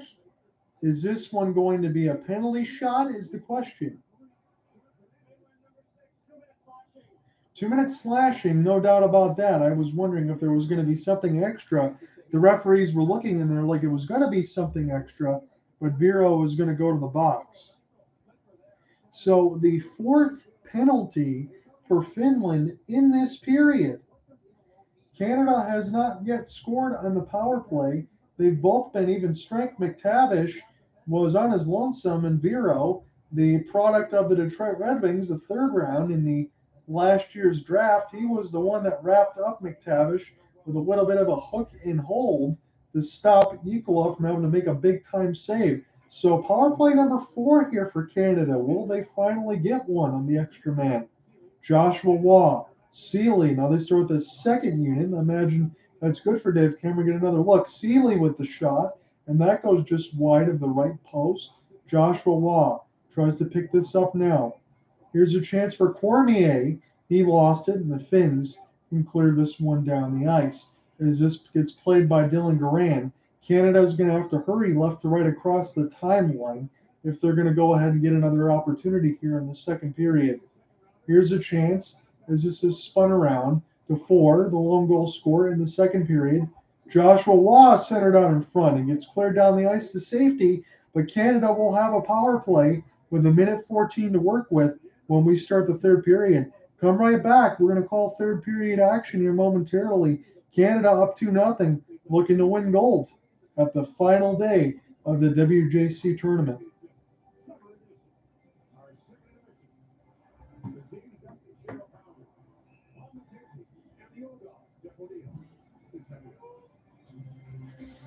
Red Box, as I've said, I appreciate you checking around, buddy. I'm going to take a short break. I'm going to get the box score in order here for the game story, and then we will get right back into it.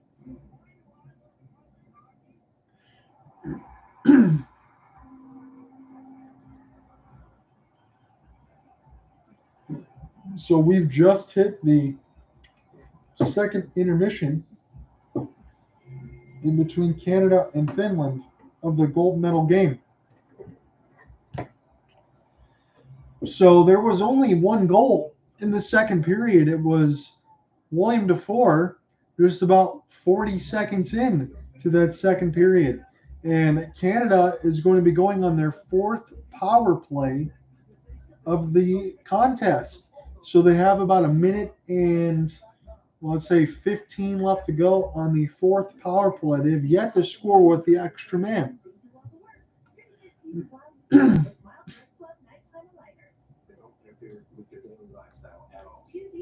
So I'm going to pull up this box score here just to make sure that everything else is in order.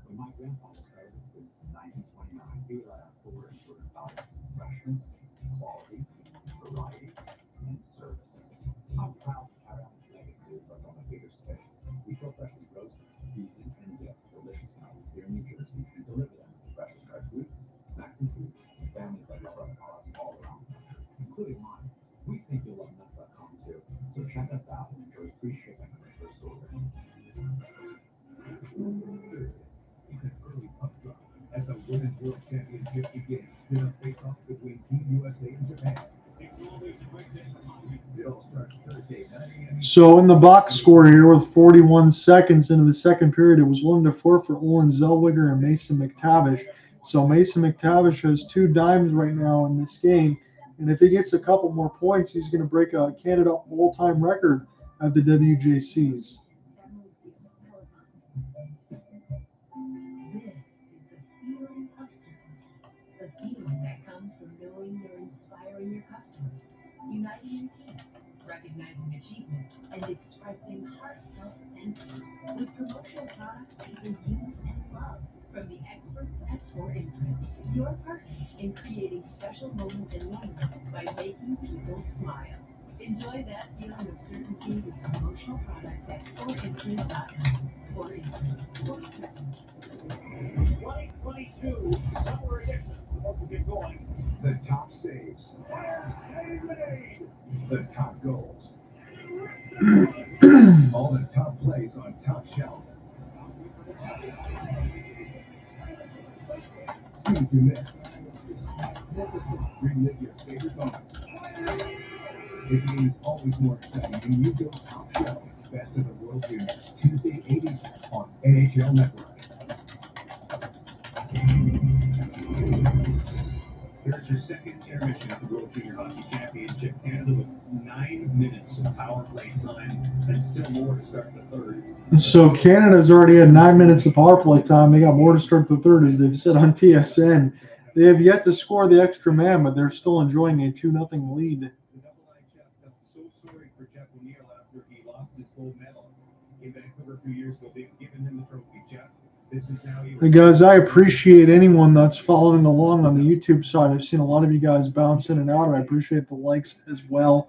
I understand, it might not be as sexy to have just play-by-play and have that follow along. But again, if you want to check it on NHL Network or TSN, you can watch the TV broadcast and then mute that, listen to play-by-play. We can have a discussion back and forth in the comment box or anything else. And hope you're enjoying the contest so far.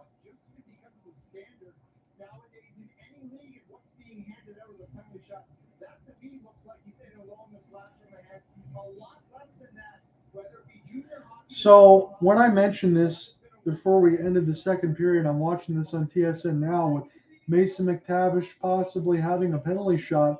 He was in all alone, and they were saying Vero with that slash there, he should have been called. Mason McTavish should have had a penalty shot. So I'm glad my eyes didn't deceive me because they're mentioning this on the TSN side. I understand it's a Canadian part of the broadcast, so maybe you would have more fans on that side to one team more than the other. But I'm glad that my eyes don't deceive me because I thought that would have been a penalty shot as well. Coming in based on statistics and throw them all out today. Because remember, coming in, Finland had 26 power play opportunities to lead the tournament. Canada only had 14, and yet it's 5-0 for Canada so far. So credit Canada dominating play and discipline. The other thing was Canada had the best power play in the tournament. Finland had the worst penalty kill, and yet the Finns had killed 4.5 so far. Did you feel like the Canadian power play kind of got worse as it went along? Well, they did have some real good opportunities at the start of the period, James, but that was their chance to ice this game and put it away. They did have a ton of opportunities. They did have possession. They had their key guys out there. They even had the gift of the TV timeout where I was thinking the coach call a timeout when they were handed one. They had all these opportunities down low, and they were moving the puck around. They created shots. The one thing I would like to see is a bit of an adjustment. It seemed like Connor Bedard is standing around a lot in that bumper position and not getting a lot of touches or a lot of shots. So that's the one adjustment I would make moving into third period. Just move him around a little bit so we get some more touches and some more plays at the net. It's 9 minutes of power play time in that period alone. It almost becomes a momentum sapping thing for Team Canada. There's so many players sitting on the bench. There's so few players that are playing. The ones that are playing maybe getting a little frustrated because they're not making anything happen now. Some credit to the goaltender Yakula. When it was 5-on-5, he ended up making an absolutely brilliant save on Ken Johnson. Ken Johnson, one of the unique offensive players for Team Canada, gets a clean cut breakaway, and Yakula comes up big with the save right there. And then back on the power play, we get one more look at the Johnson power play. Sorry, he's a straight breakaway.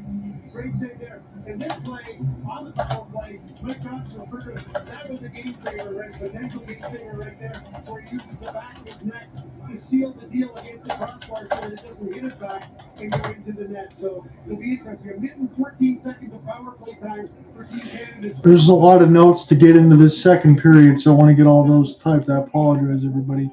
There's just a lot of things to break down. So for Ruben Rafkin, he was the one for Finland on defense to be able to take a couple of these penalties. One of them was a delay of game, putting a hand on the puck as Mason McTavish had a chance to get something out of the air. And then again, it was Emil Vero, the Red Wings product, that had a little bit of a slash there on McTavish. It looked like it could have been a penalty shot. It wasn't called. It was just a regular old slashing penalty. So again, Canada is going to start part of the third period once again on the power play. In particular, behind the net, playing physical, when you have the ability to take a hit, you create opportunity. He just gets in there and he takes the hit, and of course, you get the retrieval, as you can see here. Along the way, Zellweger's actually going to pick up this little cross check, little bomb, picks it up, as he gets to the mid-lane of the ice. This is critical. Now he's giving himself options. He skates right into the heart of the coverage and kicks it out. But because he continues on, he pulls the coverage back, opens up the lane for DeFore, who also changed the angle of the shot. Again, just the kick, the drive, and then the changing of the angle as he pulls that puck into his body for that goal, his third. And again, showing why DeFore's got good hands in the goal scorer. I've been impressed with DeFore. He was in a spotlight position in Memorial Cup, a go-to guy for his team. Not really in that position on this Team Canada, but he's a big guy. He can skate. He can contribute offensively. I like the way he plays. James, I'm not in the habit of making predictions, as you know, but I am going to predict this. If Canada doesn't score on this next power play, or even if they do, maybe the next 3, 4, 5 calls are probably going to go against Canada in the third period. So buckle up. But again, credit to Canada. You could have maybe called one on Zellweger on that little push to start the play. Bedard had a guy in a headlock at some point, but for the most part, they've been incredibly. TSN is mentioning that some of the other calls are going to go against Team Canada, so throw that out there as for what you will. Finland, this is going to be their fourth successful kill if they can do that at the start of the third period. And Finland's power play, as we've said, you get to see it in this game, but before the game going in against Sweden the other day, they were shooting over well over 60%. So if we do see this Finnish power play, and again, if we talk about Canada going 0 for 4, if it happens steadily into the third period, if Finland gets a couple power play goals or they just get one, this could put this game into a whole different type of turnstile. Because Canada feels like at points they've been close to breaking this open, but their power play has not been there today. The Canadian power play could have ended this game. It hasn't, so they're still in it. A 2-0 hockey game headed towards the third period. Dave Cameron behind the bench. I'm not going to get into details of what happened when he was there in 2011. The trophy is sitting right here. Somebody will hold it in 20 minutes or more from now. Canada and Finland. 20 minutes. I'm getting a shot of the IIHF tournament trophy here, the WJCs, and Canada is one period away from hoisting it. But I think there's a little bit of game left to go, not just because there's another period. There's another power play to try to score on here for Canada, another kill he had for Finland. And Finland, the other part of the special teams going into this tournament is they've been dreadful on the penalty kill. I think they were around 25% or something like that. And they're already going to try to go 4 for 4 in this game.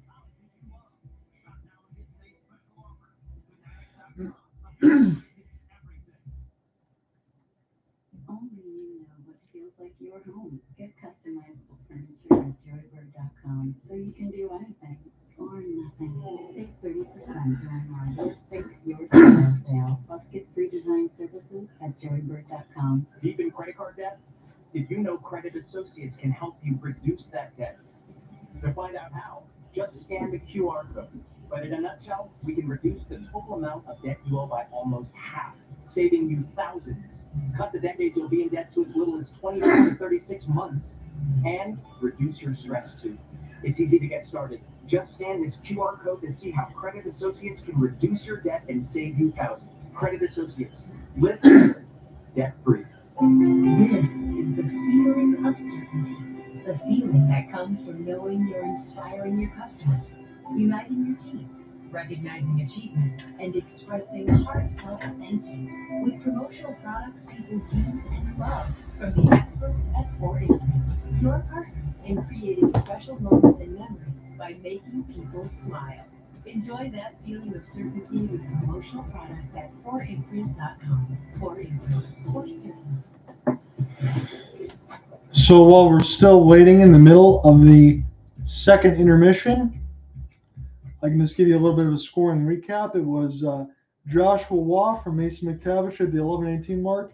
Jukkola made several big saves there as the Finnish goaltender couldn't corral the third save. Waugh was able to get a backhand and on goal as the shots were a little bit everywhere. He knocked the defense off the puck. He came in there, got a couple opportunities and finished it off. So that's what ended up happening there. McTavish was able to work and get another point into it. So McTavish has 2 assists. DeFore and Olin Zellweger as well. DeFore had the second goal of the second period to make it 2-0 Canada. He scored 40 seconds in. In Canada right now, they are just trying to get something going on the power play. Yes, they are enjoying a 2-0 lead, but they are on the precipice right now going 0 for 4 with the extra man. So it's been a little bit crazy as far as all of that. So we'll see what ends up happening if they can finally get a power play tally. And they mentioned this on the TSN side. I'll throw that out there too. Considering 4 penalties have already gone against Team Finland, as we're still in the middle of the second intermission, They mentioned that Finland probably going to get some of the benefit of the whistles here in this third period. Again, Finland was going about well over 60% on their special teams on their power play. So if we get an opportunity to see them, if Canada goes 0 for 4 to start on this power play in the third period, they got about another minute and 20 something left and change. If they go 0 for 4 and Finland gets the benefit of a whistle and gets a power play goal, this could be a whole different story here. It seems like Canada has been dominating at certain points, but because of the goaltending of Jani Jokela, they've stayed in it. So Finland's probably right where they want to be. Again, I understand you don't want to have a 2-goal deficit, but still, they're within striking distance. You figure if they get the next benefit of the whistle and their power play is as good as it normally is, you might have an opportunity. But it really is up to Canada at this point. They'll be talking a lot about it in the news cycle. Going 0 for 4 on the power play. It didn't surprise me in that fourth power play that Dave Cameron was putting on his second power play line, because I think these guys were just trying to move the puck around a little too much and not taking the easy routes and just circumventing it around the horn and getting shots. They were trying to be a little too razzle-dazzle about it. Super value with a free ATM network. Your go-to for exclusive perks like overdraft protection. Get paid up to 2 days early, and no monthly fees with direct deposit. Go-to Bank. It's mobile banking at its best. Open an account at gotobank.com. Something amazing is about to happen. It's called Neil Makes Dinner with No Help From Me. Today I'll be making a beef tenderloin with brown butter roasted veggies. Ooh. No sweat. How is that? Just pick a pan. Got it. How am I supposed to make it without the ingredients? Everything is in the box. In the box. Nope, don't. Want to share? Nailed it. How easy is that? I'm definitely going to one. Go to HelloFresh.com and use code TV60 to subscribe and get 60% off your first month. Across the nation, the Canadian Hockey League is known for investing in moments like this. But did you know we're also investing in this? The CHL, developing tomorrow's leaders. I've actually gotten so many people that have jumped in and out of the YouTube stream that I'm actually starting to get spammed. So it's the first time that I've seen this now. Apparently the IIHF hockey stuff starts to actually travel here. So in terms of the usual color cast crew between Patrick and Redbox, I appreciate you guys sticking in and out here, but I'm starting to get flooded on the YouTube side, so hopefully that doesn't shut down my stream. So William Defoe and Zellweger and McTavish with the goal of 41 seconds in the second period, the one goal in the second. It's 19 shots on goal to 13 in favor of the Canadians. I'm pretty sure Mason McTavish has got a very good chance to make the Anaheim Ducks roster out of training camp. He wanted to come here. He wants back to come here.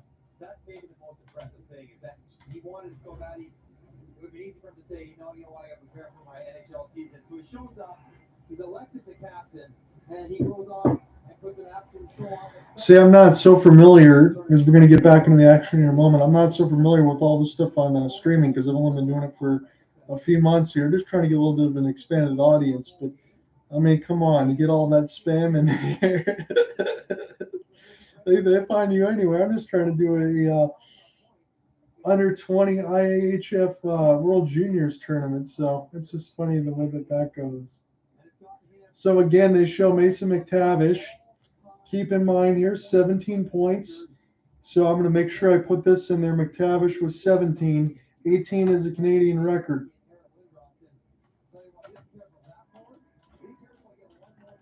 Eric Lindros had 17 as well.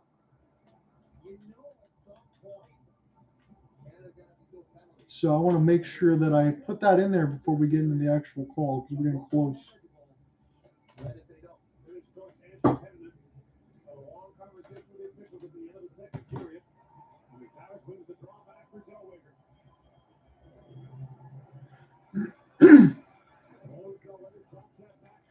So now we are underway. It's a minute left to go on the Canadian power play as they're trying to crisscross. McTavish trying to get a piece of this with Zellweger, but Finland able to capture this in behind the cage of Jokela here. They're going to see if they can kill out this power play for the fourth time. Canada has not been sharp with the special teams, but they still have a 2 2-0 lead as this game is still in the balance. You would think a power play goal might bury the Finns at this point. Although it's 19-20 left to go in the third, we just kind of really started the final stanza. Another long shot, and Jaakkola makes the save near the right dot. That was Connor Bedard who let that one go. So now it's 20 shots on goal here for the Canadians, just 13 for the Finns. And it goes without saying, but I'll repeat it. They've got to stop taking penalties. They've maybe dodged a few bullets here for Canada. I understand they've not been on their best with the extra man. And as they've said several times throughout TSN, Finland might be the benefit of the whistles. Offensive zone draw. 1. Zellweger has it now. This is a chance for Logan Stankoven in the Dallas Stars product. Across there for Mason McTavish. Connor Bedard will collect there from Zellweger. Bedard lets it go through the screen. Picked up now by McTavish. And Finland able to clear this one down. And I think this might be a neutral zone draw instead of going all the way down, because it might have bounced into the players' bench. So 18:58 left to go in the third period. And we will see what ends up happening now is Mason McTavish, you're getting a chance to look at him. Again, he's only a couple points away from setting kind of some all-time records, and that's what was going into this gold medal game. I understand the gold medal is the most important, but McTavish is in some supreme territory. And what's good to see, as we've said, he got a few games in with the Anaheim Ducks before the regular season came to an end, and he's getting the opportunity to be the man in a big-time tournament right now. I think that confidence is going to carry over because, look, it's August 20th, and the season's going to start in October. You're getting pretty close. You would think they'd have to carry a mile. So Jaakkola makes the save. It's 4 seconds left to go in Canada's power play, number 4 of the contest. McTavish. And on the draw.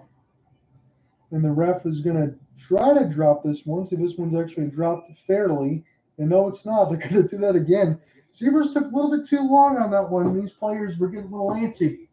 So 18:50 left to go in the third period. Canada still enjoying a 2-0 lead. It doesn't seem like they're going to be able to score on the power play here for the fourth opportunity. McTavish does win it clean. Sealy might run out of time. Long shot goes wide of Jaakkola. And now they're going to have to race back to get the even strength. This is kept in. The man out of the box, like Allison Chains, was able to get back in there and pick this one off. Now back to Jaakkola as this spins off the kick plate. Now Finland trying to get this in across the red line and dump down as this goes back to Dylan Garand. Garand now will play this here for Sealy, and I will pull up my rosters here for Team Canada as this goes back on the other side. They're still in behind the net of Garand as it's Thompson and Sealy now, the third line out there for Dave Cameron's squad. McTavish and DeFore will race down. Well, Hearn's going to try to get there as well for Team Canada. He got knocked off the puck. Zopsachuk lost it as well. Finland trying to get anything going throughout this contest. Picks it up near the right dot. Spun off a couple of Canadian jerseys here. Kept it across the blue line. I didn't think they held it, but they're going to call it still on sides. The finish with the puck, and this goes right in the catching glove of Garand after a long bomb. 17:42 left to go in the third period. Garand makes a save.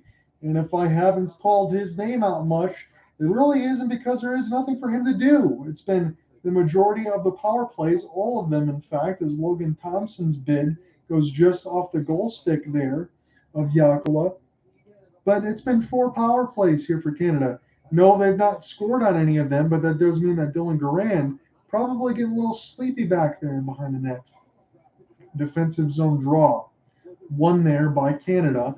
No Ridley Grieg over the last couple of games. He is the Ottawa Senators product. He's having a good tournament so far, but he got injured a couple of games ago.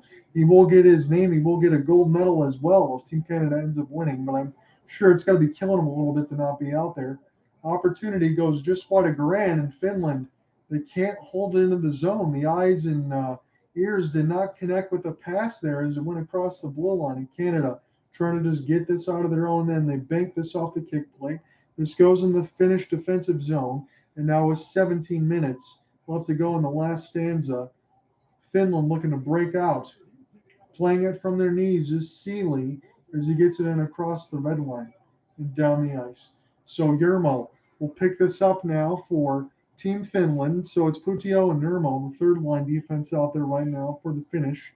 And this is picked up now across the right side, and Garand will glove it near the right dot and hold with 16:38 left to go in the third period as Dylan Garand's parents are looking on. And I believe they said it's one of the birthdays here for one of the Canadian players. And if it is Dylan Garand, getting a gold medal would be a hell of a birthday present right now in this U20 tournament. Again, the way that works from what I've listened to in the game between Czechia and Sweden is if you had a birthday within a certain month and you were a couple days over, you'd be automatically disqualified for this tournament in terms of your age bracket because it is U20. Canada gets a defensive zone draw, but they can't clear it.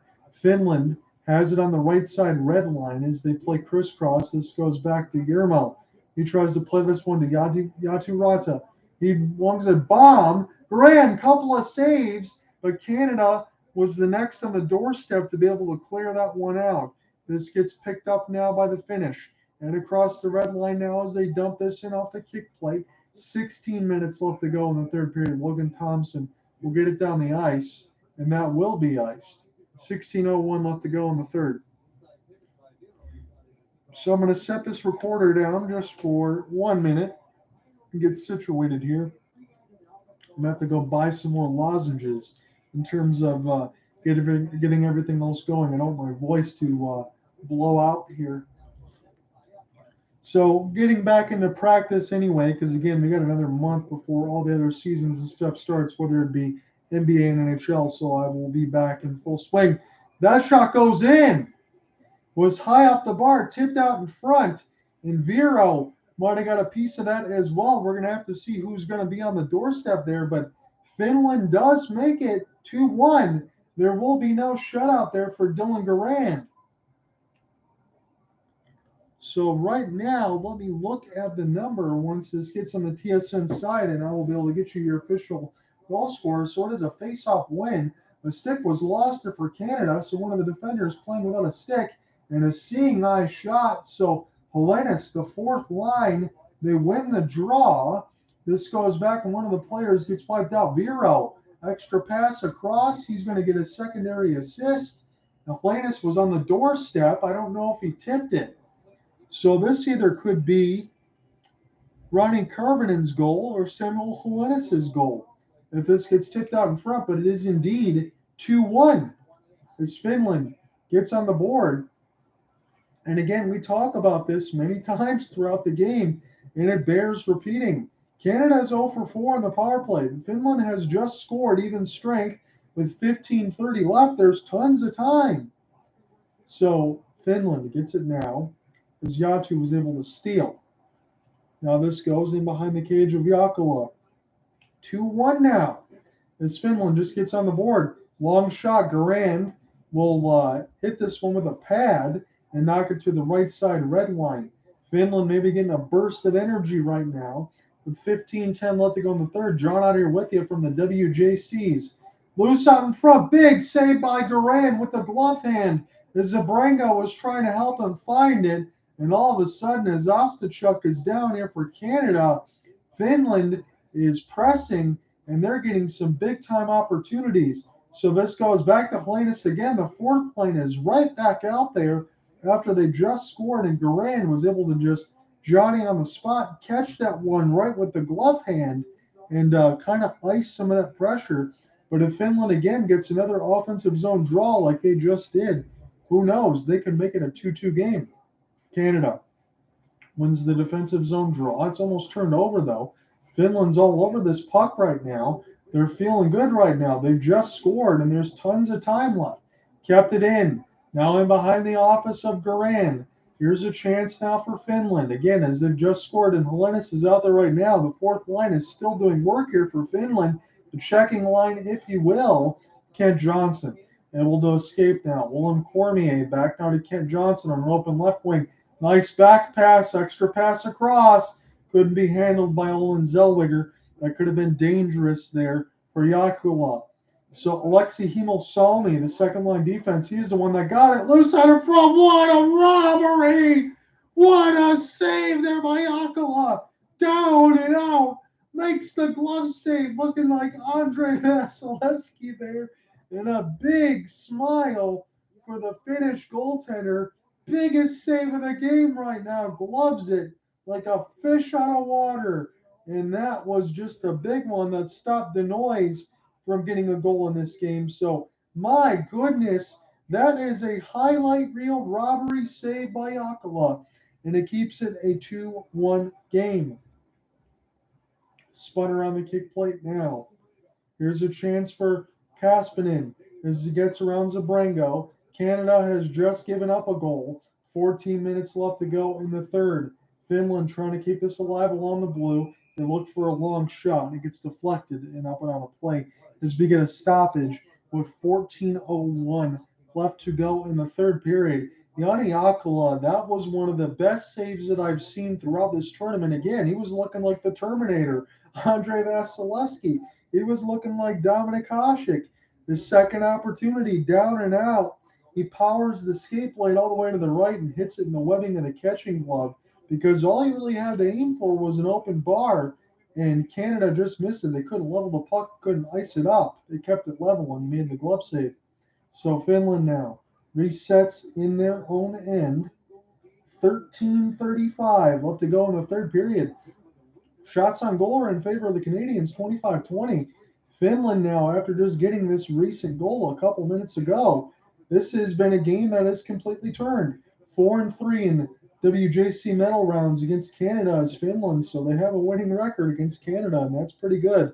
Not to say that the Finland teams aren't very good on the other side. Helenis cross pass, Garan with a stick save, and this one goes back across the red line now. Picked up now by Finland. Azurio gets it now. Third line defense here for Finland. Another save by Garan, holding on that right post. Where is it? The Canadians trying to get to it, but Finland's been all over them right now. They can't get out of their own end. They've really been energized by this. Roby Yeraventi loses it. It goes down the ice. It's a yet another icing on Team Canada. So, boy, the tables have turned. 12:49 left to go in the third, and they've said this plenty of times throughout the TSN spot, and it bears repeating. Again, I'm watching this on NHL Network. You can follow along on NHL Network and TSN. Canada's had 4 power plays. Finland has not had any. You would have to believe if the next power play is called, it's going to be Finland's. And they were battling, like I said, over a 60% percentage on the power play going into that game against Sweden. I know it got docked down a little bit because it was a 1-0 result off an even strength goal in the second period. But this power play is dangerous if they get one. And Canada was already 0 for 4.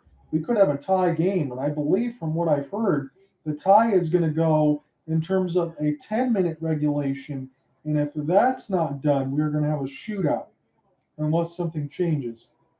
So 25-9-6 World Junior record against Finland is Canada. And this goes in the catching glove of Garan. Media timeout, 12:27 left to go in this third period. It's anybody's contest now as Finland finally gets on the board. Can they get another one for the equalizer? Is Canada starting to feel that pressure a little bit? Stay tuned. We'll call more of the third period action in a moment.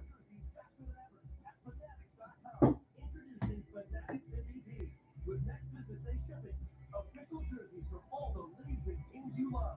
Fanatics.com. Officially licensed everything.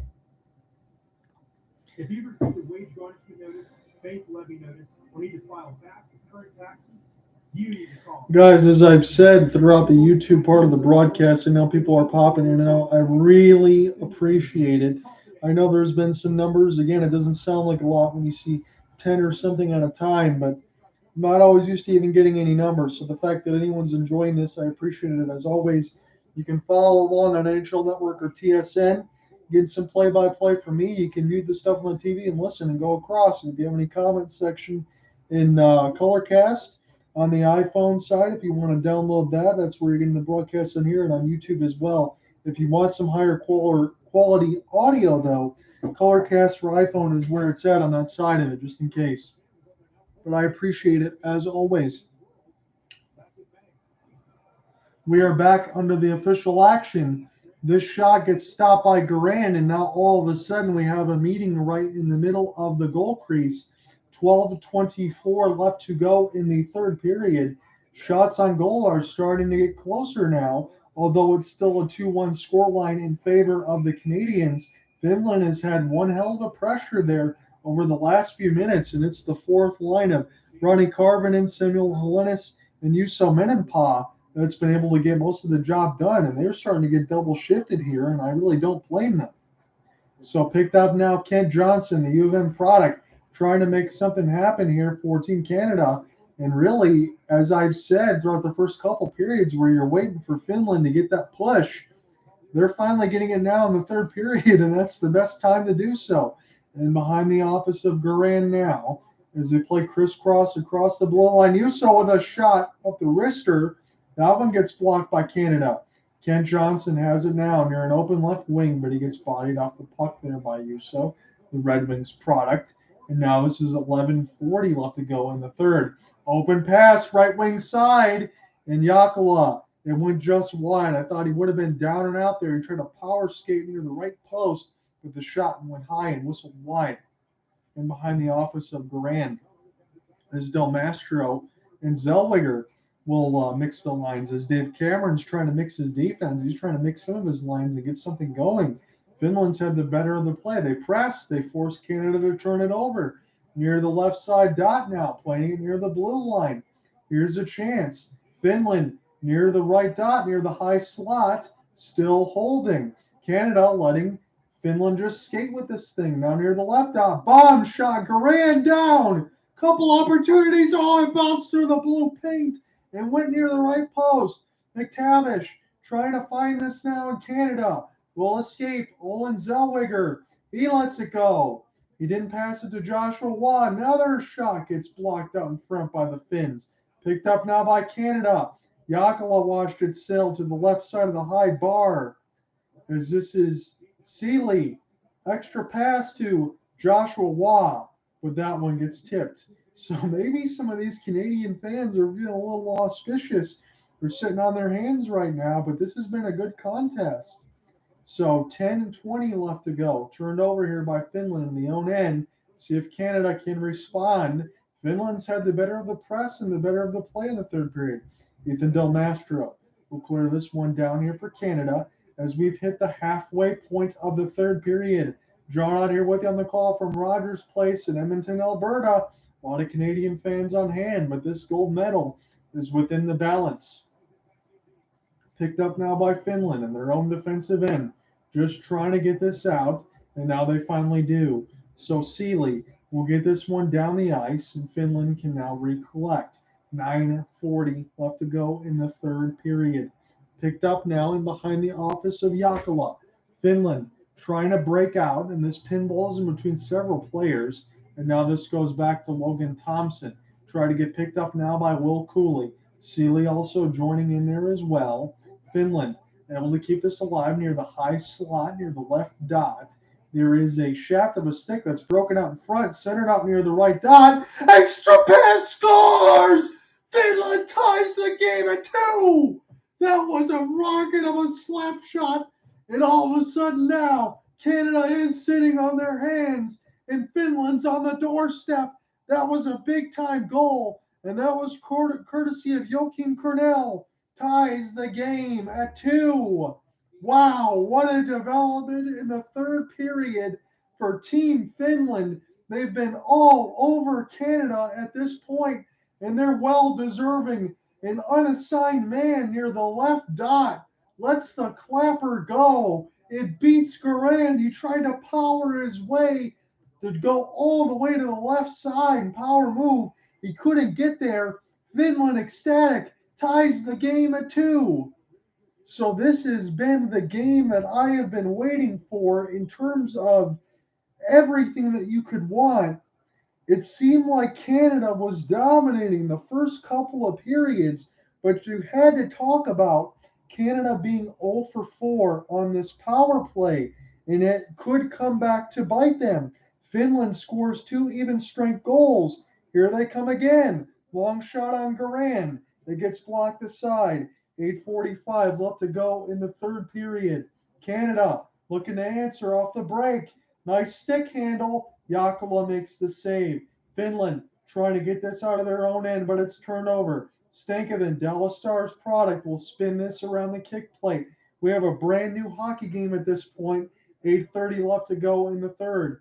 Jakala looking on, holding on to that left post. Finland feeling good about themselves now. They want this gold medal, and they've tied the game at 2, no doubt about it. We'll see if Canada can regroup. Ethan Del Mastro out there with Lucas Cormier. The second line defense is out there right now for Dave Cameron's squad. Gotta be feeling a little bit stunned if you're Canada. There's so many fans right now that want to see them win gold. They just saw Finland tie the game at 2. Now near the right dot. Spins it around the kick plate, goes off the outside of the cage. Garan still holding onto the right post. Finland recollects near the blue line. Lets it go to the screen. It bounces in between one of the zebras and picked up now by Del Mastro. He's just going to try to get this out as Canada just trying to take a breath. 12 of the last 15 shots have come from Finland. They went from 2-0 to 2-2, and now it's 26-25 on the shot board. Now it's tied at 26 as Garan had to make a big save sliding across, and we get a stoppage. Finland ties this at 2, and the gold medal is in anyone's hands. Who's going to take it? Canada, Finland. Third period action, more in a moment when we come back. I hope you're enjoying the game, Redbox. I know you've kind of stuck around here, man. I appreciate it. This has been fun. And if we get in overtime or if we get a shootout, you best believe I will be here throughout this whole thing with game coverage and story to follow. Great stuff from Canada here. I just jinxed them. And some Finnish skills and some fire. Yeah, dude, Peter, I know I saw you there on the other side when we did the game between USA and Czechia. Again, there is a lot of Canada fans here in Modders 234. I appreciate the comment. I don't believe in the jinx, but I believe everybody's going to be sitting on their hands right now. So correct me if I'm wrong in the comment section. From what I heard, if this goes to overtime, you get a 10-minute overtime, and if there is no score, it's a shootout in WJC tournaments. So I will be here all the way through it. 7:30 left to go in this third period. 2 straight goals by Finland. And again, I'll keep circling back to the point that Canada was 0 for 4 on the power play. Finland has yet to get one. Finland was over to the point where they were above 60%, finishing it off on special teams. So offensive zone draw here. Team Finland, won here by Canada, played across between the knees and behind the office of Garan and across the red line. This has been a brand new hockey game at this point. 7:15 left to go in the third. There's been a multitude of you guys joining in between Colorcast and the YouTube side, and as always, I completely appreciate it. You can follow along on NHL Network and TSN if you want to get the TV feed and get the play-by-play feed. If you have any comments, questions, concerns, let me know in the comment box. So picked up now, Finland will dump this in across the red line. Canada just trying to get their feet back from under them. And I can't believe I'm even saying that at this point. So Finland sets it up, and we get a stoppage. What is going to be called, or if it's just an offsides is my question. 6:47 left to go in the third. Another penalty against Finland. This is Kapanen. So let me look at this right now. Oliver Kapanen is going to be called for hooking. This is the 5th power play for Team Canada. And yes, upon second look on the TSN NHL Network feed, I see a hook and hold. This is a prime time opportunity for Canada to get a special teams goal. You can't go 0 for 5. They need one right now. So Kapanen gets called for hooking. Stankoven wins the draw. He's been really good during the tournament. So Olin Zellweger gets it now. Zellweger plays crisscross there for Stankoven. Now this goes Mason McTavish in behind the office of Jakala. He did a no-look pass near to Stankoven near the left dot. It almost fooled everybody. Connor Bedard. Olin Zellweger lets it go. And he just missed the net as this gets picked up now by Stankoven. Mason McTavish now He's looking to set records and win a gold here. Another shot gets blocked there before it even hit the Finnish goaltender, and this goes down to Dylan Garand. So Jani Jokela has been really good throughout this game, but this third period, I said Garand was pretty sleepy in the second. Jokela's probably sleepy in the third. Not a lot going his way. So this spins around the kick plate here. Finland trying to kill the 5th penalty of the game. Do we have a race for a breakaway? Finland, couldn't get a hold of it, and now Canada is finally going to take a penalty off of a hook and hold. So Finland is finally going to get a power play, but it's going to be after 55 seconds of 4-on-4. So Canada's 5th power play is going to get negated. They're going to go 0 for 5 with the extra man. And once this is done, as Owen Zellweger, I believe, is going to the box, once this is done, Finland will go on an abbreviated power play, and Lucas gets hooked. So Eetu Lucas was the one that was on a break. He got hooked and held. So once this 55 seconds is done, Finland will go on their first power play of the contest, where they've been lethal throughout the tournament. And this is an opportunity, as we've just said, for Canada. I will say this is an opportunity here for Finland where they can actually get a game-winning goal, if you can believe that. So 4-on-4 for 55 seconds. It's an offensive zone draw loss for Team Finland. So 45 seconds left to go on the 4-on-4. Canada, hey, who knows? We'll see within this 40 seconds if the 4-on-4 is going to benefit them, if they can actually get the puck and make something happen. Left to right across your radio dial comes Finland. Right to left is Canada. Finland's got it now in the Canada defensive zone. They spin around the office of Dylan Garand. They keep it around the left side blue line, and they play crisscross. Here's a chance now, Nemo. Through the screen, and it goes wide of Garand. Man, there was all kinds of traffic in front of him. I don't know if he could have made the save, if it even hit the net. We've hit the 5-minute mark of the third period. It is a tie game. Finland has scored 2 in the third, and they are stopping Canada and stopping the heartbeat a little bit of trying to get a gold medal. Coulier has it now. Lets it go. And that is stopped there by Jokela. So Finland's power play. Oh, boy. Ostachuk gets hit down. And I was just going to say, I think Piltio is going to be the guilty party. Ostachuk for Canada gets hit down hard off the offset of the screen. We couldn't see it on the TSN NHL Network feed. That is going to negate Finland's power play. So 0 for 1, as brief as you would like. And Canada, I believe, is going to a power play. Are they going to discuss whether or not this is going to be a 5-minute major? I'm going to turn my TV up a little bit. So again, I want to reiterate this. This can be called a 5-minute major, and if it's deemed not to be, it can be delved down to 2. If you call it a 2, you cannot put it to a 5. So a boarding, from what I see, Ostachuk got his face into the boards from Plutio, number 10, and right now they list this as a 5. This could be a big-time opportunity for Canada to reverse some of the fortunes, and with a 5-minute power play, if it gets to that point, man, he says, Mutter says, I'm not really sure about OT. I think that's what we got it right. It would be 10 minutes, and then if not scored, then it would go to a shootout. But he goes, Canada losses, or I've seen this before. Canada can lose this. I've seen this before. Who knows? If they get another extended power play here, power play number 6 could be the opportunity. I mean, you get 6, you'd have to imagine that's got to be one to turn it around. I hate to laugh as much about it because I understand how serious of a game this is, but 6 power plays at that point, if it gets to that point, you got to finish it off. And Peterson and Canada is definitely going to score on this power play. I have to believe so too. With a 5-minute major, with everything else at stake, hell, I know even at this point with a tie game, you might not even pull the goalie within the 2 minutes time, right? Because it's a tie game. You don't want to have anything happen. But you could essentially have 6-on-5. 2-minute minor for boarding, so no major. So it's going to be 57 seconds on the 4-on-4, and then Canada will go back to the power play.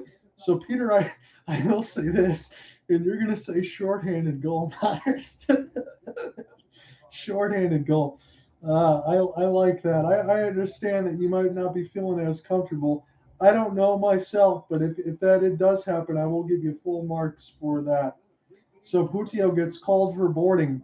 I'm going to pull back up my Finnish roster here as we get back underneath the action. It's 4:25 left to go in the third period. Canada's got it now. This is Seeley with Thompson as they got to spin all the way back. Finland looking to pressure. Again, Canada will be on the power play after this 30 seconds of the 4-on-4 is done. They have not scored. They are 0 for 5. It's a long shot. It gets blocked away by Garand. But Ostachuk will pick it up now. He was the one that got smoked as this goes back for Zellweger. Now here's a chance. William Cormier has it now. He's going to loft this in there, the left side dot. 10 seconds to go on the 4-on-4. Had to be hold. McTavish couldn't let it go. In behind the office there of Jakapa. Canada trying to pick this up now. They're trying to keep this in the zone for the power play to start. It's 1 minute left. This could be 0 for 6 if they don't finish. Canada, Zellweger, holding. Connor Bedard, back to Zellweger now. 3:30 left to go in the third. It's getting to be gut check time here for Canada. They could finish this off if they score on the power play, but they're looking pretty lackadaisical. In behind the office there of Yakula. Now for Zellweger. Kept on the outside is Canada. Kent Johnson. Long shot. Oh, McTavish missed the net. And it gets cleared down the ice. Mason McTavish had an opportunity of all opportunities. Captain off the line change. And Finland gets this down the ice. Boy, oh boy, take a breath, everybody, right now. Canada, still 15 seconds left to go on the power play. It is a 2-2 tie. Canada 28 shots on goal. Finland 26. They've got all the pressure and all the accolades in this third period to keep this as close as it is. Stankoven has it now, trying to cross the red, plays it in between a couple of Finnish players, and now Finland will recollect and across the red on their end. Brushed aside by Bedard off the long bounce. 2:20 left to go in the third period. As this goes back and across the red line. Finland's got it now in their own end. Here's a chance now for the goal scorer, Joachim Kemmel. He's got it now as it gets brushed aside by Garan, and again on the left side red line now in behind the office of Dylan. Picked up now by Team Canada as we've hit the 2-minute mark of the third period. Finland trying to finish this off in regulation time. They've tied it at 2 with 2 goals in the third, and now they've even the shot board at 28. I'm feeling the pressure a little bit. I hope everybody's getting excited at this point. Is overtime looming? Down and dumped in there by Finland. This gets picked up now by Seeley. Now Mason McTavish has it now. As he backhands this one in. Here's a chance for Connor Bedard. Trying to get a piece of it now. Thompson also joining in as well for Team Canada. We've hit 1:25. Kent Johnson plays this one across. He's got it now. Mason McTavish. Connor Bedard will get this. Johnson lost it in Finland. Able to corral in their own end. They rattled this one all the way down. Is this going to be ice? Yes, it is. Team Canada has a chance for an offensive zone draw. 1:12 left to go in the third. So there is a lot of people on the YouTube side of it, 10 of you, and 7 likes. I appreciate all of that stuff in there, and I appreciate anyone that's checking on the Colorcast side of it. I know Redbox is stuck around for pretty much the whole way through. And D. Elliott, man, I appreciate you as always. You checked in at a good time. I will be here all the way through the overtime if we get to that point and have the complete game coverage and story. So minute left to go here in the third. Finland's got it in behind the office of Jakala. They're going to take their time and let their forwards take the change. We've had 55 seconds left to go in regulation. Canada and Finland tied at 2. Finland still in behind the office of their netminder, and now they'll look for a controlled breakout. Near an open right wing, knocked away there by Waugh. Waugh's going to get a piece of it now. Joshua Waugh. He's been pretty good throughout this tournament. He's going to let a shot go. Then it gets blocked aside there by Yakala. 30 seconds left to go now in this third period. Trying to get in across the red line now is Finland. Halonis also out there as well. Plutia lets it go. right into the catching glove of Dylan Garand, and he's going to hold 23.6 seconds left to go in the third period. It sounds like we could be getting close to overtime. I don't want to jinx anything there, but as always, if it gets to that point, you can follow along on TSN or on NHL Network. That's where I'm watching it now. And I appreciate anyone that's following along on the YouTube side. If you want to get any clear audio, you can download the Colorcast app on iPhone and listen to it on there, just in case it's a little muffled. Finland wins the draw. Garand had to make a save. The next one bounced out in front and got blocked by Team Canada. 15 seconds as it goes right to left across the radio dial here for Canada. And now this is going to be ice. So Finland gets another offensive zone draw opportunity with 11 seconds left to go in regulation. So what do you think of the game so far? It's tied at 2. It's 29-29 on the shot board. And Canada, we've said this many times, will they get something going on their power play? They're 0 for 6. Finland has only had 1, and it was abbreviated, probably for about 30 seconds. So they've not got the benefit of the whistles. Again, Finland's been committing more of the infractions. Neutral zone draw 1. Here's a chance. Long shot gets brushed aside by Garand. We're going to overtime, folks. Tied at 2. This is the gold medal game of the WJCs. It's the final game of the night, and we're not ready to go home just yet. There's a lot of fans that are waiting here at Rogers Place. That's where the Edmonton Oilers do their damage on home ice, and this is going to be the site of the WJCs, and we're looking to close it. I believe it's going to be overtime for 10 minutes, and if they don't score, it's going to be a shootout, and that's what I know so far. But again, if things changes, I will let you know. So I'm going to get the box score ready here for overtime and all of that, and if there's any comments, questions, or concerns, I can check them in the Colorcast side or the YouTube box, and I will be back in just a moment when we get ready to start the overtime action. Stay tuned. If you received a wage garnishment notice, bank levy notice, or need to file back with current taxes, you need to call Tax Leaders of America. After calling Tax Leaders of America, DL8 Man and Redbox, I appreciate it. This has been an excellent game. I'm glad you guys were able to stick around. My only qualms and complaints is it would be nice to actually get Cooper Hopkins in on this broadcast as well. I know I tried to message him across to see if we could do some play-by-play in color or just shoot the shit as far as doing some NHL talk and some other stuff throughout the game. And it's been a lot of fun right now to do this game. And as always, guys, I appreciate it on the YouTube side of you guys following along. I'm going to get some of the stuff on the box score together here for the game story. And I will be right back. I will monitor this stuff and check in. I'm not going anywhere. I'm just going to get some of this stuff typed in.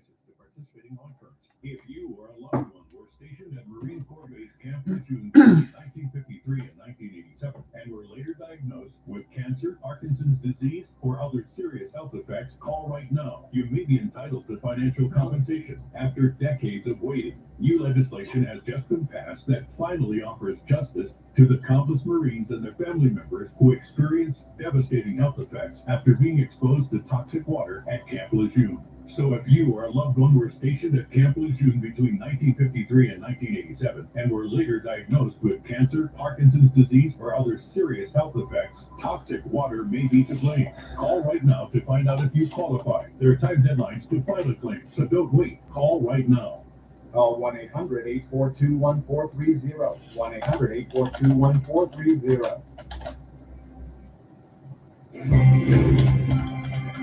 Back in Edmonton, Alberta, just recapping what Gord said.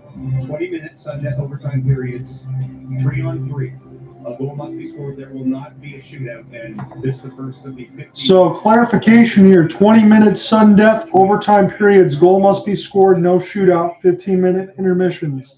So those are your rules right now. So again, it was different for the bronze medal in terms of the gold. We're going to treat this like an NHL playoff game. So it is going to be continuous overtime until somebody scores.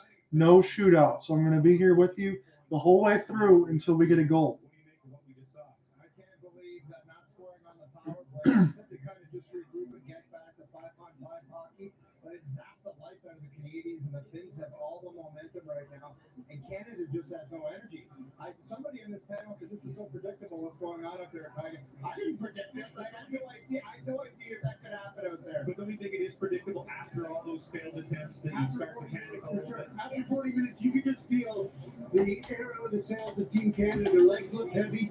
The Finns were jumping and realized, hey, if the Finns have been shorthanded for 12 minutes and 8 seconds of this hockey game, and Canada has nothing really to show for it other than going overtime. So yeah, the Finns are playing with house money. And we did talk about it after the second period, that if they didn't make something happen with that minute 14 that they had remaining on that power play, that they'd have to watch out because the momentum certainly could shift in Finland's favor as it did. We just saw it. They get those 2 goals, and it starts really a lot of motion. And this is it. You feel the juice. You can feel them coming. A lot of twitches, and the first one's just innocent. You can see the net front present. Salmi just throws it to the net. He gets his first. And then again, working the motion, working the cycle. This is what we talked about in the opening, that they love to play down below and along the wall. Beautiful play there by Topi Niemela. Just recognize that everyone was laser focused on him and makes that thread the needle pass from Niemela, who's been there, arguably Finland's best player, and gets his score of the tournament. The World Juniors has a long tradition of a goalie we've never heard of standing on his head. Usually it's some Latvian goalie or a German goaltender. This is an amazing story. Juha Jääskelä, who was not the starter at all for Finland going in. People were surprised when he started the semis. Yeah. Stood on his head there. He's done it again here. Yeah, absolutely. The quarterfinals, the semis, Juha Jääskelä was not the goaltender of record in terms of being the #1 goaltender for Finland. Levi Merelainen was that guy, but the coach lost confidence, decided to play a hunch and put Jääskelä in. What a tremendous decision that turned out to be. Unbelievable glove save there on Fortner over and over again. In the third period, when the game is very much on the line, he reaches over. So again, I just want to reiterate this as I'm getting the box score together. This is going to be treated like an NHL playoff game in the gold medal. So even the bronze medal stuff was a little bit different in terms of the shootout. There will be no shootout for this gold medal game. It's going to be 20-minute continuous overtimes until a goal is scored. So I will be here, and then I will have the complete game story, hoposportsguy.wordpress.com, with the play-by-play for everything else that we covered for today. So if you stick around for that, I will have the link also in the YouTube video as well. This is not a major because he got up so quickly, and a credit to him for getting up so quickly, because I think if he lied on the ice for possibly a minute or two, that is called a 5-minute major. A lot of times the referee's reaction to a play like that, if he looks really hurt and stays on the ice, it's called a major. He got up quickly, and credit to him. I'm not quite sure what I've done. Why would have done in that situation? So from the 4:09 mark of the third period, it was Alexei Himel-Salmi from Viro and Juuso Menenpää. The puck was moved around pretty well. And then shot goes in from the point where the traffic got in front of Garand and made it a 2-1 score line. And then the 10:46 mark, it was Joachim Kemmel from Niemela and Lucas that made it 2-2. It was a gorgeous passing play that allowed the slap shot to get open in front and beat the man. So yeah, golden goal overtime, essentially what it is. The Elliott, I appreciate that, man, especially. I am looking forward to it as well. That was a good team that ran up against Helsinki, against Finland, and lost in the quarterfinals. And then 2018, which was a fantastic World Juniors. The crowds in Vancouver were unbelievable. Canada was looking great. So let's count this here. It's 1, 2, 3, 4, 5, 6, 7. 7 Finnish penalties and an 0 for 6 really here for Canada in the sense, because I know one of them was a little abbreviated. So 7-1 in terms of penalties. And Canada, if they lose this game, I think you can go back to the simplistic point. I think sometimes the simple things are best. Score on the power play. We'll get predictions for who may score in overtime when we return. We'll also look back at the bronze medal game, which seems like about 3 days ago now. Sweden and Czechia, both with a lot of painful memories at this tournament. One of them, the guys in blue and yellow, eliminated those memories.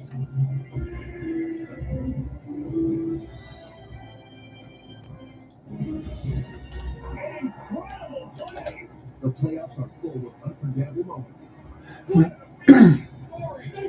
Now you can relive them all, one series at a time. All the the intensity. All the big goals. All of your series, all in a row. Series in a day, Mondays and Thursdays on NHL Network Daytime. Non-attorney spokesperson. This is a paid advertisement for legal services sponsored by Nightline Legal. Cases assigned on a random basis to participating law firms. If you or a loved one were stationed at Marine Corps Base Camp Lejeune between 1953 and 1987 and were later diagnosed with cancer, Parkinson's disease, or other serious health effects, call right now. You may be entitled to financial compensation after decades of waiting. New legislation has just been passed that finally offers justice to the countless Marines and their family members who experience devastating health effects after being exposed to toxic water at Camp Lejeune. So if you or a loved one were stationed at Camp Lejeune between 1953 and 1987 and were later diagnosed with cancer, Parkinson's disease, or other serious health effects, toxic water may be to blame. Call right now to find out if you qualify. There are time deadlines to file a claim, so don't wait. Call right now. Call 1-800-842-1430. 1-800-842-1430. This is Bandit. He founded Underdog Fantasy so that humans who really love sports could play with their friends and win some big prizes. Tell your human to go to UnderdogFantasy.com today.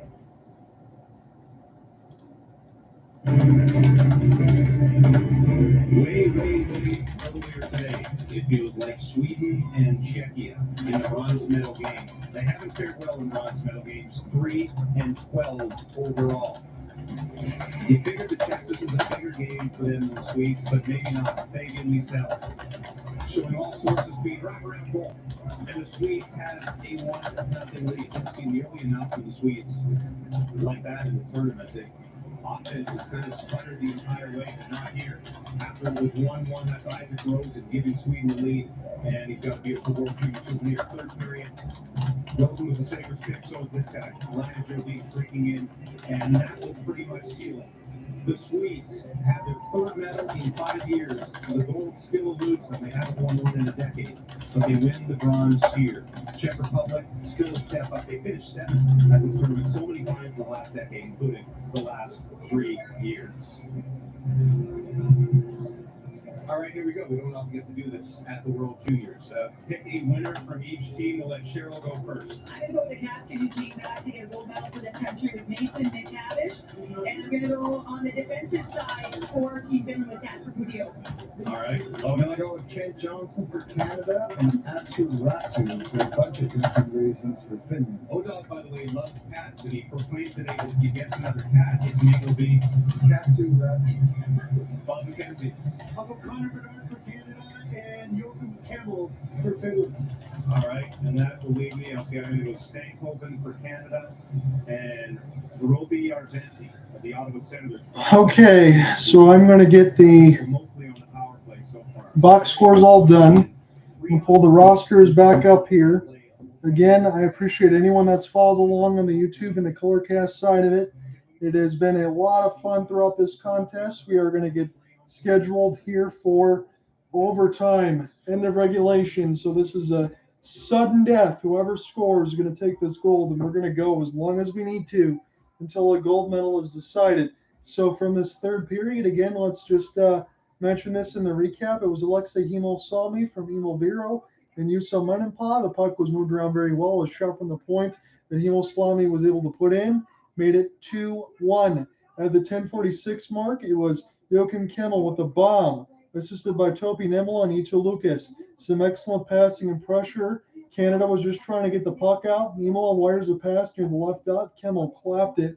He was unassigned. He puts the puck in the net, ties the game at 2. Grand really tried to power with the escape line in the left post to make the save. He just couldn't do it. It was an incredible shot. The guy was unchecked. So here's the thing. Finland's taken 7 penalties in this contest, and essentially they've had 6 power plays. I know one of them has been abbreviated, so I'll put it at 6. The Canadians, they haven't scored on the extra man. They look like they've been a little gassed. Maybe the head was down a little bit. Finland has got that life ever since they scored the first goal. Where has the energy been for Canada? That is my question, and that's what I'm thinking in as far as this third period. Look, The intermission in this break could all change. A 15 intermission could do wonders to get the little reset. Dave Cameron, Captain Mason McTavish, everyone else is going to have to just figure it out and come together because, look, you're still in the hunt right now. It's overtime. So 23 slot shots for Canada, 2 goals, just 7 for Finland.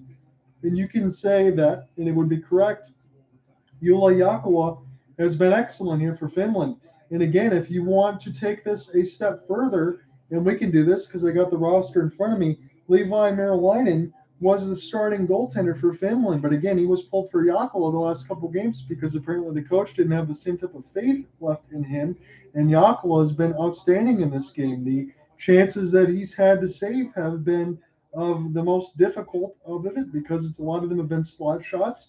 I understand that Canada probably hasn't been, 0 for 6 would tell you they've not been lethal on the power play, but for my liking, they've just not gotten the shots in front of the traffic. It's been too much passing. Maybe you're feeling some of the pressure there of Jakula making some of these saves and you try to do a little bit too much. I still think it comes down to basics in terms of getting traffic in front of the net, getting shots, and continuing to put pressure on Jakula, because when you're not putting pressure on these goaltenders and they don't have to make a save, nothing is going to go in the net. And look, I know it sounds like a keep it simple stupid, but I bet that's what the pressure and what the message has to be there for Dave Cameron is we're getting a live look on the TSN side of the Gold World Junior Championship Trophy and just those gold medals. No, they're not made of Hershey's chocolate that you see in those gold circles there. These are gold medals that you're actually going to chance to win. And Finland has put themselves in the driver's seat. What was a 2-0 lead in favor of Team Canada. Boy, this story has really turned. So away we go now. The start of overtime. It is a 30-29 advantage on the shot board for the Finns. And we're going to treat this like an NHL playoff game for the gold medal. The first goal here is going to win. So 2-2 tie. We'll see who takes it. Who takes the gold? Who gets the silver? Canada was enjoying a 2-0 lead. Finland responded with 2 goals in the third, and that's why we're going to sudden death overtime. Finland gets this one down in their own end. And there's a chance now for Jakula to take a look around and take a deep breath, and hopefully everybody else has done so. I appreciate anyone that's followed around on Colorcast and YouTube. Near an open right wing, Latta will spin this one around here for Finland, and now he's going to just pull all the way back. So Finland pretty much had it all the way through and then pulled all the way back in his own defensive end, and they took no chances with this puck position. They don't want to turn it over, but Finland does now. It's a 1-on-2. Stankoven lets it go to the screen, and Jakula makes the save. So the first shot of overtime belongs to the Canadians. 30 shots on goal for both teams respectively, tied at 2. Again, I will check this YouTube comment now. So down to coaching now, according to Monitors, and he says 3-on-3. I'm going to make sure I look with my eyes here to make sure that this is a 3-on-3. I thought I saw at least this is a 3-on-3. They did not mention this. So they did say sudden death overtime, but I wasn't really aware that this was going to be a 3-on-3. So, boy, what a treat this is. So good luck out there, Monitors. I really appreciate that because they didn't mention this on the TSN side. So 3-on-3, Connor Bedard, 1-on-1. Let's the wrist shot go. So again, 3-on-3 in sudden death overtime. This is a full 20 minutes if nobody scores, and it continuous until someone scores. But with 3-on-3, you'd think this would get over quickly. Turnover there. Finland trying to press this one ahead. We'll see if they're the first to get to it. Finland is. Again, 3-on-3, Dylan Garand. Looking now as Finland holding off the backhand. This is pretty interesting here for the gold medal. And here's a long shot. Garand didn't know where it was, and then he gloved it down. So Sabrango, outlet pass. Here's a chance for Canada, 1-on-3. Long shot, Jakula made the save. It's McTavish trying to get a piece. It's a 3-on-1 for Finland. Cross pass. Garand makes the glove save, and he plays it ahead. But it's intercepted loose on the front extra pass. Oh, it stayed out of the right bar. It stayed out just before it crossed the red line. We're still live. The refs waved it off. My goodness. McTavish lost it. And now Canada, I cannot believe it didn't go across the red line. Kent Johnson now near the left side post, out there by Akala. Johnson now with McTavish. McTavish trying to find it. I cannot believe that puck did not go in. Oh my goodness. Elliot, you are right. I hope I didn't yell too loud in that as far as the call. So Finland trying to break out now. Again, this is a 3-on-3 until somebody scores. Finland has it. They're going to crisscross and across the high slot. Finland with the possession. They're not giving this one up. Cross pass. And it goes just wide of Grand. And we'll see if Canada can find a way. And across the red line now. Kent Johnson pries it loose. He stays on his open wing. He wants the cross pass. There it is. Scores! Kent Johnson wins it for Canada in overtime. Wow. And if you're telling me that a 3-on-3 would make this so wonderful for a Stanley Cup Finals format or a playoffs, you would love to see this in the championship. University of Michigan product, Kent Johnson wins it for Team Canada. They've got the gold. What a game. Oh my goodness, everybody. I enjoyed that one so much, and I hope you did too. That was an incredible show. Man, it is utter elation for Team Canada. So anyone that was feeling the pressure, whether or not Canada would score, and let me make sure before I leave you, they are turning to the headsets in the Zebras. So the first puck that they're showing, as we talked about, just stayed out of Garand's net. McTavish on the doorstep. It's not across the red line. I believe that was the first look that we were getting at when Finland came oh so close. McTavish able to keep that out before it crossed the red line. Now I need to take another look when they show this on the TSN side. Yes, I did. If you caught that, Modders, I apologize.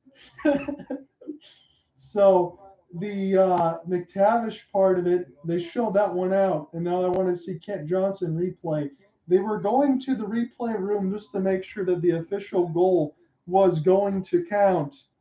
So I believe we are good here as the carpet's going to be laid out, and we get a chance to look at that. I do want to get a chance to look at the Kent Johnson goal.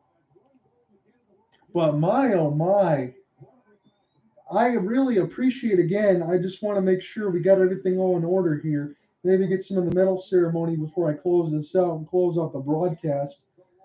That is a game of epic proportions. And now am I looking on the TSN side? So Kent Johnson, beautiful play there as the pass gets across, no doubt about it, scores the game-winning goal. So Olin Zellweger was the one that beat two defensemen, kept it alive off his backhand. Kent Johnson knocks through a man and then puts it off the backhand as well. So Zellweger plays it in between his own skate off the back pass, off the L2 back skate. Kent Johnson finds it off the second rebound and puts it in. And Team Canada wins gold. Man, this is an incredible game. And I just have to say this. I know I repeated myself. The Stanley Cup playoffs, I love the Stanley Cup playoffs as far as theater and all of that. But the theater to have a 3-on-3 in a gold medal game, geez, that's something. And I really will be thinking about this one for a long time. Boy, am I glad that I was able to cover this quarterfinal, cover the semifinal, cover the final here. I hope you guys enjoyed it. I'm going to be getting the play-by-play and complete game story to follow. As always, guys, have a good one. We will talk to you soon. Peace.